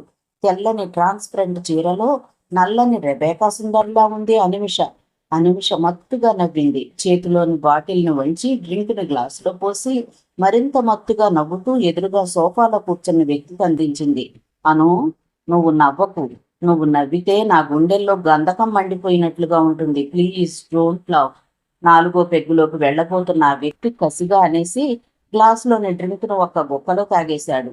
నా నవ్వు అంత మత్తుగా ఉంటుందా? వగలకు వయసొచ్చినట్లుగా ఒళ్ళు విరుచుకుంటూ మరింతగా నవ్వింది అనిమిష. రాత్రి 11 గంటల వేళ ఆ నవ్వు పాము పుసలా వికృతంగా ఉంది. I like your smile, I like your figure, I like you మత్తుగా అనేసి ఖాళీ గ్లాసును ఆమెకు అందించాడు ఆ వ్యక్తి. మళ్ళీ గ్లాసు డ్రింక్తో నిండిపోయింది. ఇష్టం అని చెప్పడమే గాని నా ఇష్టం ఎప్పుడన్నా అడిగావడియర్? పక్కన కూర్చుని గోముగా అతని ఒంటికి తన భుజాల్ని రాపాడిస్తూ అంది అనిమిష. నీ ఇష్టమా? బుల్షిట్. నీకేం కావాలన్నా ఇచ్చాను, ఇవ్వలేదా? చెప్పు. నా పర్సనల్ గెస్ట్ హౌస్ నీకు రాసిచ్చాను, ఇవ్వలేదా? నీ పేరును బ్యాంక్ అకౌంట్ ఓపెన్ చేసి నువ్వు వేయమన్నంత అమౌంట్ అందులో వేశాను, వేయలేదా? చెప్పు. సింగపూర్ చూస్తానన్నావు, చూపించానా లేదా? అతని నోటి నుంచి మాటలు ముద్దగా వస్తున్నాయి. రేపు నా బర్త్డే వేళ్లతో అతని మీసాల మీద రాస్తూ అంది. అయితే ఏం కావాలో చెప్పు. నువ్వేం కావాలన్నా ఇవ్వడానికి నేను రెడీ. ముందుకు వంగి ఆమె ముక్కు మీద ముద్దు పెట్టుకుంటూ అన్నాడు. అప్పటికే రెడీగా ఉంచుకున్న జ్యువెలరీ ఆల్బమ్ని అతని ముందు ఉంచి కొన్ని పేజీలు తిప్పి ఒక పేజీలోని ఫోటోను చూపెడుతూ, ఈ నెక్లెస్ కావాలి, ఐ లైక్ దిస్, బాగుంది కదూ? పూర్తిగా తన గుండెల మీద అతని చేతులు ఉంచుకుంటూ అంది. ఆ ఫోటో వైపు కళ్ళు చిట్లించుకుని చూశాడు అతను. ఇది లేటెస్ట్ మోడల్, ఓన్లీ 50 lakhs. మరింతగా అతను అదుముకుంటూ అంది అనిమిష. 50 lakhs? ఆశ్చర్యంగా కళ్ళు పెద్దవి చేసుకున్నాడు అతను. ఓన్లీ 50 lakhsకే కదా, ఏదో ₹1,00,00,000 బెదిరిపోతావే. డాడీ మినిస్టర్ అయిన సందర్భంగా నాకు మంచి గిఫ్ట్ ఇస్తానని ప్రామిస్ చేయలేదా? ఆయన మామూలు మినిస్టర్ కాకుండా హోమ్ మినిస్టర్ అయ్యారు. అనిమిష అతని పెదవుల మీద గాఢంగా ముద్దు పెట్టుకుంది. బాటిల్లోని మిగతా డ్రింక్ ని గ్లాసులోకి పోసి అందించింది. Okay, sanction my dear. తమకంగా ఆమెను తన కౌగిల్లోకి తీసుకుంటూ అన్నాడు రవిచంద్ర నాయుడు. రవిచంద్ర నాయుడు హరికృష్ణ నాయుడు కొడుకు, ముక్తానందకు అన్నయ్య. పొడవుగా పునీత్ విస్తారాలా ఉంటాడు. ఒకానొక దశలో హరికృష్ణ నాయుడు తన ఆశలకు ఆశయాలకు ప్రతినిధిగా రవిచంద్రనే ఎంపిక చేశాడు. కానీ రవిచంద్ర వ్యక్తిత్వం ఆయనకు ఆలస్యంగా తెలిసింది. కష్టపడటం కన్నా సుఖపడటం మీదనే రవిచంద్రకు మక్కువ ఎక్కువని. బాధ్యతారహితంగా జులాయిగా తిరగడం సరదా, సడన్ గా ఇంటికి రావడం, కావలసినంత డబ్బును చేజెక్కించుకోవడం, పరారైపోవడం, మళ్ళీ ఏ నెల రోజులకో కనపడ్డం.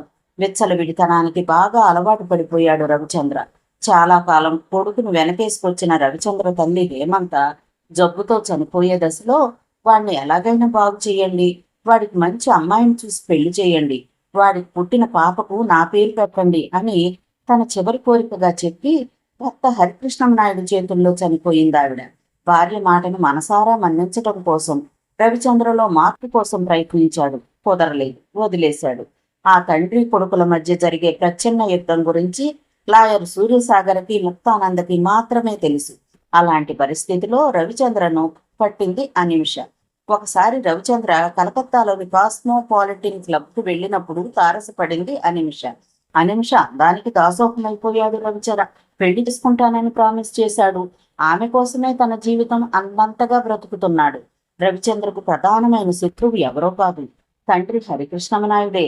అందుకే హరికృష్ణమనాయుడు పాలిటిక్స్ లోకి వెళుతున్నాడంటే మొట్టమొదట ఆనందించిన వాడు రవిచంద్ర. పాలిటిక్స్ బిజీలో తండ్రి తిరుగుతున్నప్పుడు ఆయన బిజినెస్లను స్వాధీనం చేసుకోవాలని రవిచంద్ర ఆశ. అందుకే తండ్రి ఎలక్షన్ క్యాంప్లో బాగా వర్క్ చేశాడు రవిచంద్ర.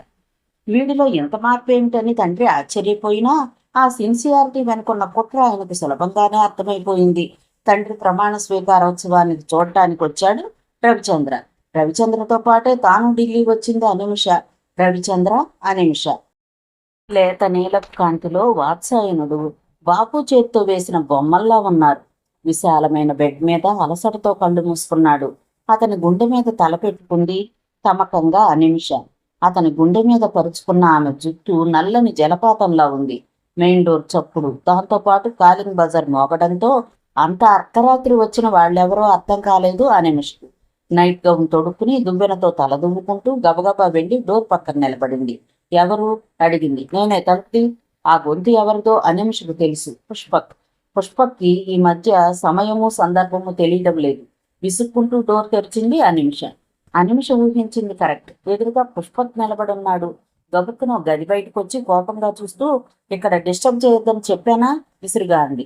పిచ్చి అనిమిష, నిన్నెప్పుడు డిస్టర్బ్ చెయ్యాలో నాకు తెలుసు కానీ అలా కోప్పడిపోకు. నీకు హ్యాపీయెస్ట్ న్యూస్ తెచ్చాను, గొంతు తగ్గించి అన్నాడు పుష్పక్. ఏంటది? మెల్లగా తాను అడిగింది అనిమిష. రవిచంద్ర ఫాదర్ హోమ్ మినిస్టర్ నాయుడిని ఎవరో మర్డర్ చేశారు, ఇప్పుడే ఫోన్ వచ్చింది. చావు కబురు చల్లగా చెప్పాడు పుష్పక్. ఒక్క క్షణం అనిమిష నమ్మలేనట్లుగా చూసింది. ఎస్ అనిమిష, మీ ఇంట్లో ఫోన్ ఎవరూ లిఫ్ట్ చేయడం లేదని నా రూమ్కి ఫోన్ చేసి చెప్పారు. పోలీస్ కంట్రోల్ రూమ్ నుంచి ఎవరో చేశారు. అనిమిష పెదాలు నెమ్మదిగా చిరునవ్వుతో విచ్చుకున్నాయి. మరుక్షణం గబగబాలోనికి పరిగెత్తింది. రవి రవి. బెడ్రూమ్ లైట్ వేసి పిలిచింది రవిచంద్రన్. మగతగా కళ్ళిప్పాడు రవిచంద్ర. రవి, మీ ఫాదర్ని ఎవరో మర్డర్ చేశారట. ఆ మాటకు రవిచంద్ర దబ్బున లేచి కూర్చున్నాడు. ముందు నమ్మలేదు. Is it true? Yes Ravi, తనకొచ్చిన ఫోన్ కాల్ గురించి చెప్పాడు అనిమిష పక్కనే నిల్చున్న పుష్పక్. రవి ఏమాత్రం ఆలస్యం చేయలేదు. ఆ న్యూస్ని కన్ఫర్మ్ చేసుకోవడం కోసం ఎవరెవరికో ఫోన్ చేశాడు. 3 నిమిషాల తర్వాత ఫోన్ రిసీవర్ మీద పెట్టేస్తూ రవిచంద్ర నవ్వాడు. హరికృష్ణమనాయుడు మర్డర్డ్. నా జీవితాశయం నెరవేరబోతోంది Anu dear. Good day started here. Yes. అంతులేని ఆనందంతో రవిచంద్ర ముఖం వెలిగిపోతోంది. నేను అర్జెంటుగా మద్రాసు వెళ్ళాలి. నువ్వు మార్నింగ్ ఫ్లైట్లో మద్రాసు రా. ఓకే?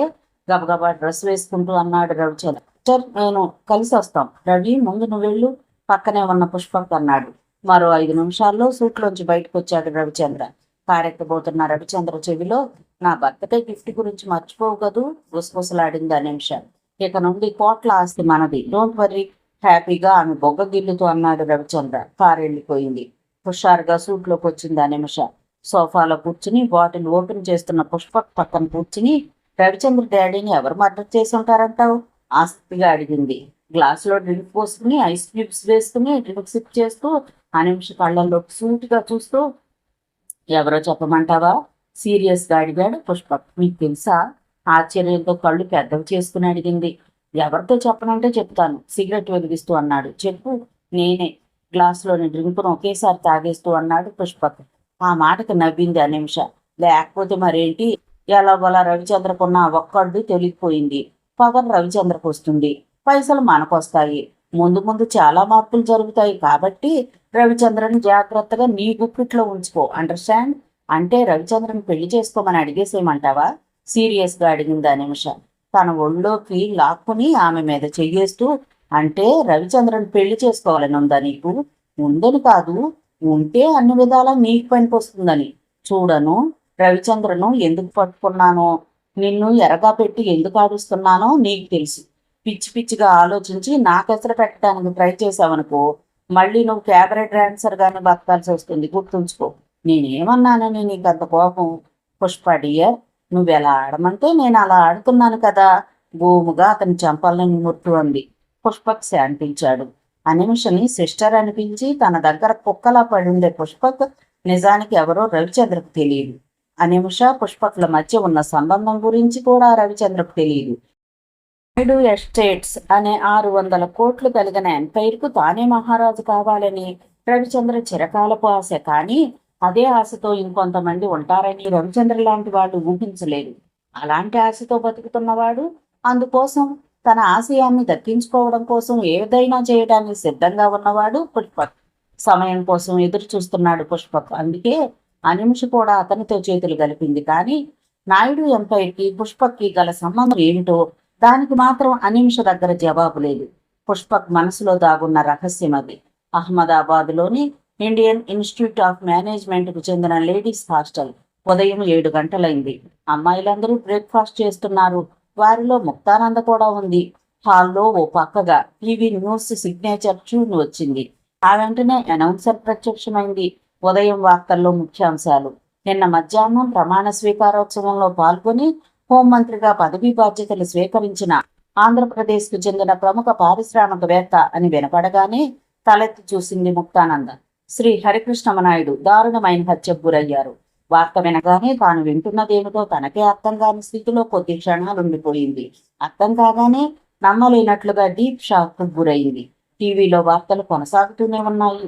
అవేమీ ఆమె చెవులకు ఎక్కటం లేదు. ఆ రోజు ఏప్రిల్ 1 ఏమో కాదు. ఆ రోజు ఏప్రిల్ 1 కాదు. మరి ఎందుకు ఇలా జరిగింది? అసలు జరిగిందా? జరుగుండదు. ఎవరి పేరు చెప్పబోయి తన తండ్రి పేరు చెప్పారేమో. అక్కడున్న స్టూడెంట్స్కి నాయుడు ఆమె తండ్రి అని తెలియదు. మరి కొద్ది క్షణాలకు ఆమె పూర్తి స్పృహలోకి వచ్చింది. అంతే. ఆమె ఒక్క క్షణం వణికిపోతూ డాడీ అని కెవ్వును అర్చింది.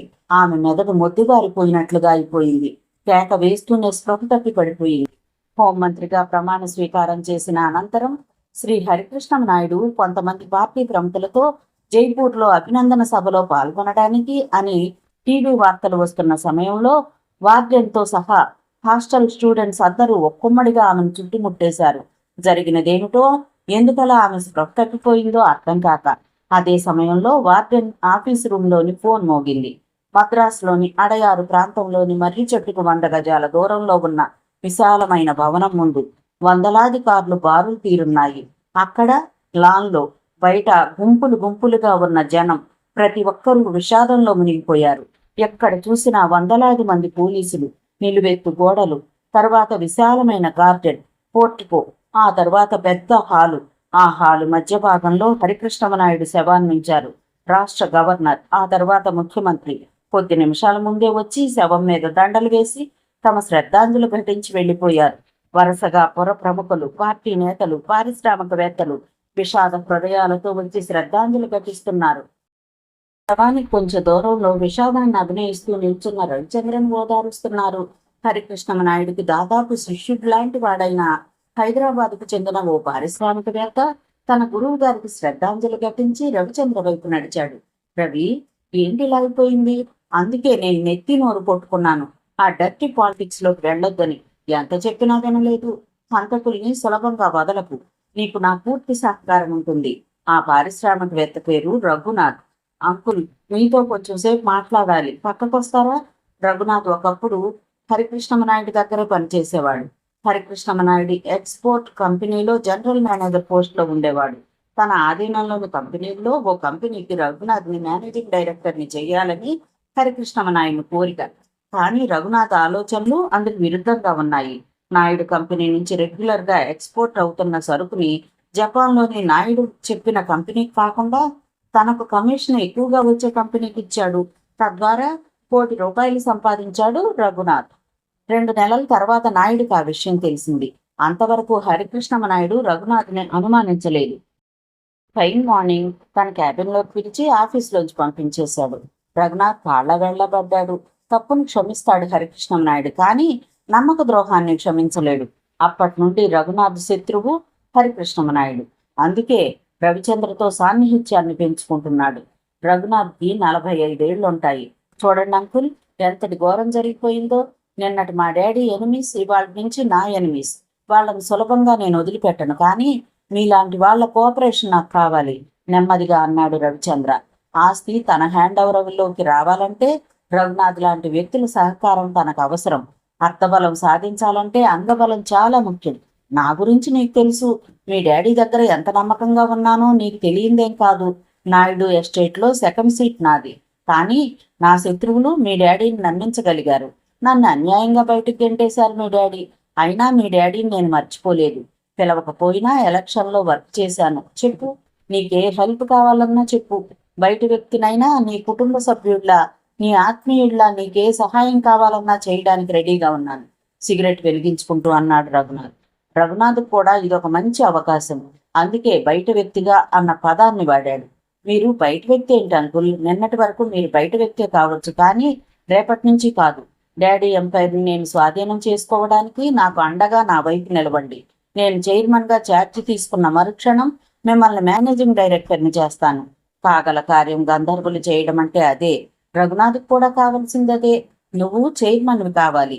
ఈ కోట్లాది రూపాయలకు నువ్వు అఫీషియల్గా వారసుడు కావాలి. అవుతావు. నీ దగ్గర నమ్మకంగా ఉంటాను. అది చాలదు నాకు? వేరే పోస్టులు ఎందుకయ్యా? నీకే సహాయం కావాలో చెప్పు, చనువుగా భుజం మీద చెయ్యేస్తూ అన్నాడు రఘునాథ్. అన్ని విషయాలు మీకు స్పష్టంగా చెప్పాల్సిన అవసరం లేదు. డాడీకి నాకు మధ్యనున్న మనస్పర్ధల విషయం. ఈ ఆస్తి నా సొంతం కావాలంటే నేను చైర్మన్ని కావాలి. డాడీ వీలునామా రాసుంటే నాకు అనుకూలంగా రాయరు. మొదటి నుంచి మా చెల్లెలంటే మా డాడీకి ఇష్టం. అదే ఆలోచిస్తున్నాను. మీ సలహా చెప్పండి. పిచ్చి రవి, ఎంత శత్రుత్వం ఉన్నా తండ్రి కొడుకుని కాదనుకోడయ్యా. నాకు తెలుసు మీ నాన్న సైకాలజీ. ఇక మీ చెల్లి కోట్ల ఆస్తిని ఆడపిల్లకు అప్పగిస్తాడని నేను అనుకోను. అప్పగించినా ఆ అమ్మాయి మెయింటైన్ చేయగలదా? లేదుగాక లేదు. దానికేం చేత కాదని నాకు తెలుసు, కానీ వీలునామాలో గనక రాస్తే మళ్ళీ నటించాడు రవిచంద్ర. ఒక్క క్షణం ఆలోచనలో పడ్డాడు రఘునాథ్. ఒకవేళ మీ డాడీ వీలునామా రాసి జాగ్రత్త తీసుకుని ఉంటే ఆ విషయం ఒకే ఒక వ్యక్తికి తెలుస్తుంది. ఆ వ్యక్తి మీ ఫ్యామిలీ లాయర్ సూర్యసాగర్. ముందుగా కనుక్కో, విషయం తెలుసుకో, సూర్యసాగర్ను మేనేజ్ చేసుకో. మీ డాడీ మీ చెల్లికి అనుకూలంగా వీలునామా రాశాడే అనుకో, మార్చే, సింపుల్. ఉచిత సలహా ఇచ్చాడు రఘునాథ్. రవిచంద్ర పేలవంగా నవ్వాడు. మీరన్నంత సులభం కాదనుకుని వీలునామా మార్చడమా, సూర్యసాగర్ను మేనేజ్ చేయడమా? సూర్యసాగర్ను మేనేజ్ చేయడం, చెప్పాడు రవిచంద్ర.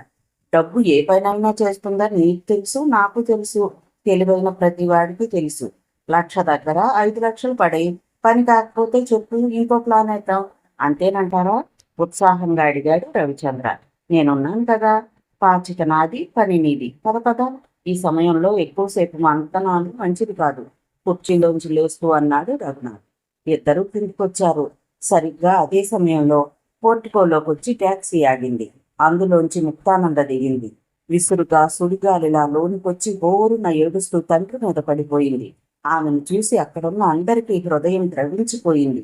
ఆ కూతురు ఆ తండ్రితో ఎంతగా అనుబంధాన్ని పెంచుకుంటే అంతగా గుండెలు పగిలేలా ఏడుస్తుంది. దగ్గరలోనే ఉన్న మేనత్త వసుంధర ముక్తని పొదవి పట్టుకుంది. ఆ ఇంటికి ఒకే ఒక పెద్ద దిక్కు 60 ఏళ్ల వసుంధరాదేవి. పిల్లలు లేకపోవడం వల్ల భర్త పోయిన దగ్గర నుంచి తమ్ముడు హరికృష్ణమనాయుడిని ఆశ్రయించింది. అక్కడే ఉంటుంది. నెమ్మదిగా ముక్తని అనునయించడం ప్రారంభించింది ఆమె. దూరంగా నుంచున్న లాయర్ సూర్యసాగర్ ముక్త దగ్గరకు వచ్చాడు. బాధపడకమ్మా, మీకోసం ఎదురు చూస్తున్నాం. జరగాల్సిన కార్యక్రమం ప్రారంభించమంటావా? నెమ్మదిగా అడిగారు ఆయన. ఆయనకు సైతం శవం మీద పడి బాధ తీరేదాకా ఏడవాలని ఉంది. తానే అలా చేస్తే రవిచంద్ర ముక్తానంద తట్టుకోలేరని, మరింతగా బెంబేలెత్తిపోతారని కంట్రోల్ చేసుకుంటున్నాడు. ఈ టైంలో అమ్మాయినేమి అడక్కండి లాయర్ గారు. అన్నీ తెలిసిన పెద్దవారు మీరు. జరగాల్సిన కార్యక్రమాన్ని చూడండి. ముక్త పక్కనే కూర్చున్న వసుంధరాదేవి అంది కళ్ళు తుడుచుకుంటూ. సూర్యసాగర ముక్తానంద వైపు చూసి పోర్టుకో వైపు నడిచారు. ఆ తతంగాన్నంతా దూరం నుంచే గమనిస్తున్నాడు రవిచంద్ర. గబగబా సూర్యసాగర్ వైపు నడిచాడు. తనని ఏ విషయంలోనూ ఎవ్వరూ సంప్రదించడం లేదు. అదే కోపంగా ఉంది అతనికి. ఆఖరికి తండ్రి కర్మకాండ గురించి ముక్త వచ్చే వరకు ఎదురు చూసి ఆమెతోనే మాట్లాడి నిర్ణయించడంతో చిరువెట్టుకొచ్చింది రవిచంద్రకు. ఒక నిమిషం మీతో మాట్లాడచ్చా? సూర్యసాగర్ కళ్ళ వైపు సూటిగా చూస్తూ అడిగాడు రవిచంద్ర. అంత అర్జెంటా? ముందు జరగాల్సిన పనులు చూద్దాం, నెమ్మదిగా అన్నారాయన. రవిచంద్ర కళ్ళల్లో నీళ్లు లేకపోవడం చూసి ఆశ్చర్యపోతూ, జరగాల్సిన పనులు జరుగుతాయి. మీరొక్కరిదే కాదు ఆ బాధ్యత. హరికృష్ణమనాయుడు కొడుకు నేను, ఉక్రోషంగా అన్నాడు రవిచంద్ర. ఆ మాటలకు జవాబు ఇవ్వలేదు సూర్యసాగర్. షాక్ తిన్నాడు. అతను అలా ఆ సమయంలో ప్రవర్తిస్తాడని ఊహించక, సరే ఆఫీస్ రూమ్కి రండి. పాలుకు ఆనుకుని కుడిపక్కగా ఉన్న ఆఫీస్ రూమ్ వైపు నడుస్తూ అన్నాడు రవిచంద్ర. సూర్యసాగర్ గదిలో కడుగు పెట్టగానే గది తలుపులు దగ్గరగా వేశాడు రవిచంద్ర. కళ్ళెదిటే కన్న తండ్రి శవం కనిపిస్తుంటే అంత నిబ్బరంగా ఏ కొడుకైనా ఉండగలడా? సూర్యసాగర్కి ఏమీ అర్థం కావడం లేదు. టైం లేదు, పాయింట్కి వచ్చేస్తున్నాను. మంచిగాను చెడ్డగాను డాడీ సగం ముగిసిపోయింది. మనం ఎంతగా బాధపడ్డా ఆయన తిరిగి రారు. ప్రస్తుతం మా బంధువులు, కావలసిన వాళ్ళు, నాయుడు ఎస్టేట్స్ చెందిన అధికారులు, బ్యాంక్ అధికారులు అందరూ ఉన్నారు. మళ్ళీ అందరూ దొరకటం కష్టం. మా ఫ్యామిలీ లాయర్గా ఈ టైంలోనే మా డాడీకి వారసుడుగా నన్ను అనౌన్స్ చేస్తే బాగుంటుంది కదా. తండ్రి శవం కదలకుండానే రవిచంద్ర ఇలాంటి ప్రసక్తి తెస్తాడని ఊహించలేదు లాయర్ సూర్యసాగర్. అందుకే డీప్ షాక్ లోనయ్యాడు. ఇప్పుడు అదంత అవసరమా? నెమ్మదిగా అన్నాడు ఆయన తేరుకుంటూ. మీకు అవసరం కాకపోవచ్చు, నాకు అవసరం. మన కంపెనీల్లో కొన్ని గంటల్లో ఎంత బిజినెస్ జరుగుతుందో మీకు తెలుసు. సైనింగ్ అథారిటీ లేకపోవడం వల్ల ఎన్ని ఫైల్స్ పెండింగ్లో ఉంటాయో మీకు తెలుసు. అందుకే నేను అనౌన్స్ చేస్తే నువ్వు వారసుడిగా అయిపోతావా? పవర్స్ అన్ని వచ్చేస్తాయంటావా? నిస్త్రాణగా అక్కడే కూలబడిపోతూ అన్నాడు. ఎందుకు రావు? మీరు మా daddy personal lawyer. Legal matters నెమ్మదిగా చూసుకోవచ్చు. ముందు నాయుడు కంపెనీకి నన్ను చైర్మన్గా అనౌన్స్ చేయండి. ఓ వైపు నుంచి ప్రమాదం తరుముకొస్తున్నట్లుగా ఆరాట పడిపోతున్న రవిచంద్రని చూసి తొలిసారిగా అసహించుకున్నాడు సూర్యసాగర్. అతను చెడ్డవాడని, తండ్రికి తగ్గ కొడుకు కాదని ఎప్పటి నుంచో తెలిసినా క్షమించుకుంటూ వచ్చిన సూర్యసాగర్ ఆ క్షణాన్ని క్షమించలేకపోయాడు. అది తగిన సమయం కాదని ఆగాడే కానీ, లేదంటే చెప్పుతో ఆ చెంప ఈ చెంప వాయించేవాడు. తండ్రి శవం కదలక ముందే ఆస్తుల వ్యవహారం తేలాలనుకునే కొడుకుల్ని, తల్లిని, తోడబుట్టిన అక్క చెల్లెల్ని, బజార్ను పడేసిన ఆస్తిపాస్తుల్ని దక్కించుకోవాలనుకునే స్వార్థపరుల్ని, తల్లి చనిపోతే నగలు కాజేసే కూతుళ్ళని, తల్లిదండ్రులు ఇద్దరూ పోతే వారి శవాల ముందే చెల్లెళ్లకు కట్నం పేరుతో కొద్దిగా భిక్ష వేసి ఇంట్లోంచి వాళ్ళని తరిమేసి ఆస్తిని మొక్కలు చేసుకుని పంచుకునే అన్నదమ్ముల్ని ఆ క్షణాన్ని పెట్టల్లా కాల్చి పడేయాలనిపించింది. సూర్యసాగర్ కళ్ళు ఆగ్రహావేశాలతో ఎక్కెక్కాయి. కోపాద్రేకాలతో ఆయన శరీరం ఊగిపోతోంది. కొత్త చేతులతో తన జీవితాన్ని ఆరంభించి రాత్రింబవళ్ళు తన సుఖ సౌఖ్యాన్ని మీకోసం త్యాగం చేసి ఒక్క తరంలో 100 కోట్ల పారిశ్రామిక సౌదాన్ని నిర్మించి కొన్ని వేల మందికి జీవనోపాధి చూపించిన మహానుభావుడు ఒక్కసారికే కేంద్ర హోంమంత్రి స్థాయికి ఎదిగి తన బంధువర్గాలకు సమాజంలో ప్రతిష్టను చేకూర్చిన మహనీయుడు అర్ధంతరపు చావు చేస్తే కనీసం నీ కళ్ళలో తడైనా లేకపోవటం ఆయన చేసుకున్న దౌర్భాగ్యం కాదు మరేంటి. ఉన్నది ఇద్దరు కంటికి మంటికి ఏకధారగా విలపిస్తున్న చెల్లెల్ని ఓదార్చవలసిన వాడివి. తండ్రికి కొరికి పెట్టి ఎంతో భక్తి శ్రద్ధలతో కర్మకాండాన్ని నిర్వహించవలసిన వాడివి. ఈ సమయంలో ఎలా ప్రవర్తించటం అతి జిగుప్సాకరమైనది, హేయమైనది. అసహ్యించుకుంటూ ఆవేశంగా అన్నాడు సూర్యసాగర్. రవిచంద్రకు ఆ మాటలతో పట్టరాని కోపం వచ్చినా పని కావలసి ఉన్నందుకు తమాయించుకున్నాడు. బాధపడితే, ఏడిస్తే చచ్చిన వాళ్ళు తిరిగి వస్తారా? తెలివిగా జవాబిచ్చారనుకున్నాడు రవిచంద్ర. నీ బతుకు చెడ, సిగ్గు లేకుండా బోడి వేదాంతాన్ని వెళ్ళగొక్కుతున్నావా? ఇది చెప్పవలసింది నాకు కాదు, నీ చెల్లికి. ఆమెకు చెప్పి ఓదార్చాలి. ఏడ్చే వాళ్ళంతా ఏడిస్తే తిరిగి వస్తాడని ఏడవటం లేదురా మూర్ఖుడా. ఆ మాత్రం వాళ్ళకి తెలియక బాధపడటం లేదురా దౌర్భాగ్యుడా. మానవత్వం రాది. ప్రాణంలో ఉన్న మనుషులురా మనం, ప్రాణం లేని యంత్రాలం కాదు. వెళ్ళు, ఇప్పటికైనా సిగ్గు తెచ్చుకుని వెళ్ళి నీ చెల్లెల్ని ఓదార్చి మనిషి అనిపించుకో. మనిషిని అనిపించుకునే ఈ ఆఖరి అవకాశాన్ని చేజార్చుకో. తర్వాత జీవితాంతం కుళ్ళి ఏడుస్తావు. ఆ మహానుభావుడికి ఉన్న వారసులు మీ ఇద్దరే. ఈ ఆస్తిపాస్తులు మీకు చెందక ఎవరికి చెందుతాయి? ఇప్పుడే ఎందుకింత ఆరాటపడిపోతున్నావు? ఒక్కటి ఆలోచించు.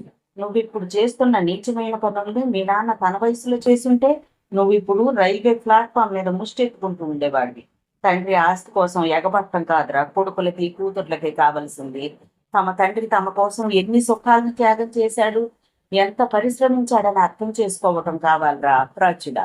చేతనైతే తండ్రి తన జీవితకాలం వెచ్చించి సంపాదించిన పరువు ప్రతిష్టల్ని నిలబెట్టుకోగలగాలి. ఇంకా చేతనైతే వాటిని పెంచగలగాలి. వెళ్ళి నీ చెల్లెల్ని ఓదార్చు. నీ ఆరాటం ఆతృత నాకు బాగా తెలుసు. నీకు పోటీగా మరో వారసురాలుందనేగా నీ భయం. లేదంటే నీ చెల్లెల్ని పేరు పిసికి చంపేయి. అప్పుడు నీకు తిరిగి ఉండదు చేదరించుకుంటున్నట్లుగా అన్నాడు సూర్యసాగర్. పట్టరాని ఆగ్రహావేశాలతో రవిచంద్ర పిడికిళ్ళు బిగుసుకున్నాయి. కళ్ళు రక్తం చిమ్ముతున్నట్లుగా మారిపోయాయి. యూ అంటూ సూర్యసాగర్ కాలర్ పట్టుకున్నాడు. అనుకోకుండా రవిచంద్ర. దాంతో నిర్ఘాంతపోయాడు సూర్యసాగర్. పెద్దవాణ్ణి, మీ నాన్నగారికి ఆంతరంగికుడిని ఆప్తుడిని అని కూడా చూడకుండా కాలర్ పట్టుకుంటావా? చిన్నంతరం పెద్దంతరం లేకుండా ప్రవర్తిస్తావా రాస్కెల్? ఇప్పుడే నిన్ను పోలీసులకు పట్టించగలను. నాకు జరిగిన ఈ అవమానాన్ని అంత తేలిగ్గా మర్చిపోను. మర్యాదగా కాల్ రోడ్లు, లేదంటే నువ్వు నా మీద మర్డర్ అటెంప్ట్ చేశావని 307 సెక్షన్ కింద బొక్కలోకి నెట్టించేస్తాను. నేను లీడింగ్ లాయర్ని, అనామకుడిని కాదు. పెద్దగా రంకెలేస్తున్నట్టుగా అనటంతో ఒకంత జంకిన రవిచంద్ర కాలర్ వదిలేశాడు. అనవసరంగా తొందరపడ్డానా? ఒక్క క్షణం చింతించాడు రవిచంద్ర. సారీ అంకుల్ అన్నాడు రవిచంద్ర కోపాన్ని దిగమింగుకుంటూ. అయినా శాంతించలేదు సూర్యసాగర్. కానీ అప్పటికే తమ వాగ్వాదం బయట వారికి వినిపించిందేమో. కొందరు అటుగా వస్తున్నట్లు చొప్పున గ్రహించాడు సూర్యసాగర్. దాంతో తెచ్చిపెట్టుకున్న సౌమ్యంతో, మీ ప్రాపర్టీ 1,00,000-2,00,000 కాదు, కోట్ల ఆస్తి. కంపెనీ లీగల్ అడ్వైజర్తో మాట్లాడాలి. బోర్డ్ ఆఫ్ డైరెక్టర్స్ మీటింగ్ జరగాలి. అందుకు ముందు మీ డాడీ వీల్నామా ఏదైనా రాశారేమో వెరిఫై చేయాలి. It's take time, you know that అన్నాడు. అప్పటికి ఆ ఘర్షణని ఆపేయాలని. నేను చెప్తున్నాను కదా, ఫార్మాలిటీస్ పాయింట్ తర్వాత చూసుకుందామని. నేను కాకుండా ఇంకెవరైనా ఉన్నారని ఉద్దేశం? కోపంగా అడిగాడు రవిచంద్ర. మీ చెల్లెలు ముక్కలేదా? దిగ్భ్రాంతిగా చూస్తూ అన్నాడు. ఆ మాటకు నవ్వాడు రవిచంద్ర పెద్దగా. నాయుడు కంపెనీకి అది చైర్మన్ అవుతుందా? దానికంత కెపాసిటీ ఉందా? MBA చదివినంత మాత్రాన అడ్మినిస్ట్రేషన్ వస్తుందంటారా? మా చెల్లి గురించి ఆలోచించాల్సింది మీరు కాదు, నేను. అర్థమైందా? మీ చెల్లికి నువ్వేం చేస్తావు? మంచి సంబంధం చూసి పెళ్లి చేసి పంపుతాను. డాడీ ఉన్నా అదే కదా చేసేవారు. అలా అడ్డు తొలగించుకుందామనే. బాగా అర్థం చేసుకున్నారు. సర్కాస్టిక్గా నవ్వుతూ అన్నాడు రవిచంద్ర. నేను నీకు సహకరించకపోతే నా తండ్రికి నేను తల కొరికి పెట్టను. ఇంటికి పెద్ద కొడుకు లాభపడవలసింది. తండ్రికి తల కొరికి దగ్గరే కదా. పరోక్షంగా బ్లాక్మెయిల్ చేశాడు. పట్టరాని అసహ్యంతో పక్కకు తిరిగి ఉమ్మేశాడు సూర్యసాగర్. మీరేం చేసినా నాకు మా నాన్న ఆస్తి మొత్తం కావాలి.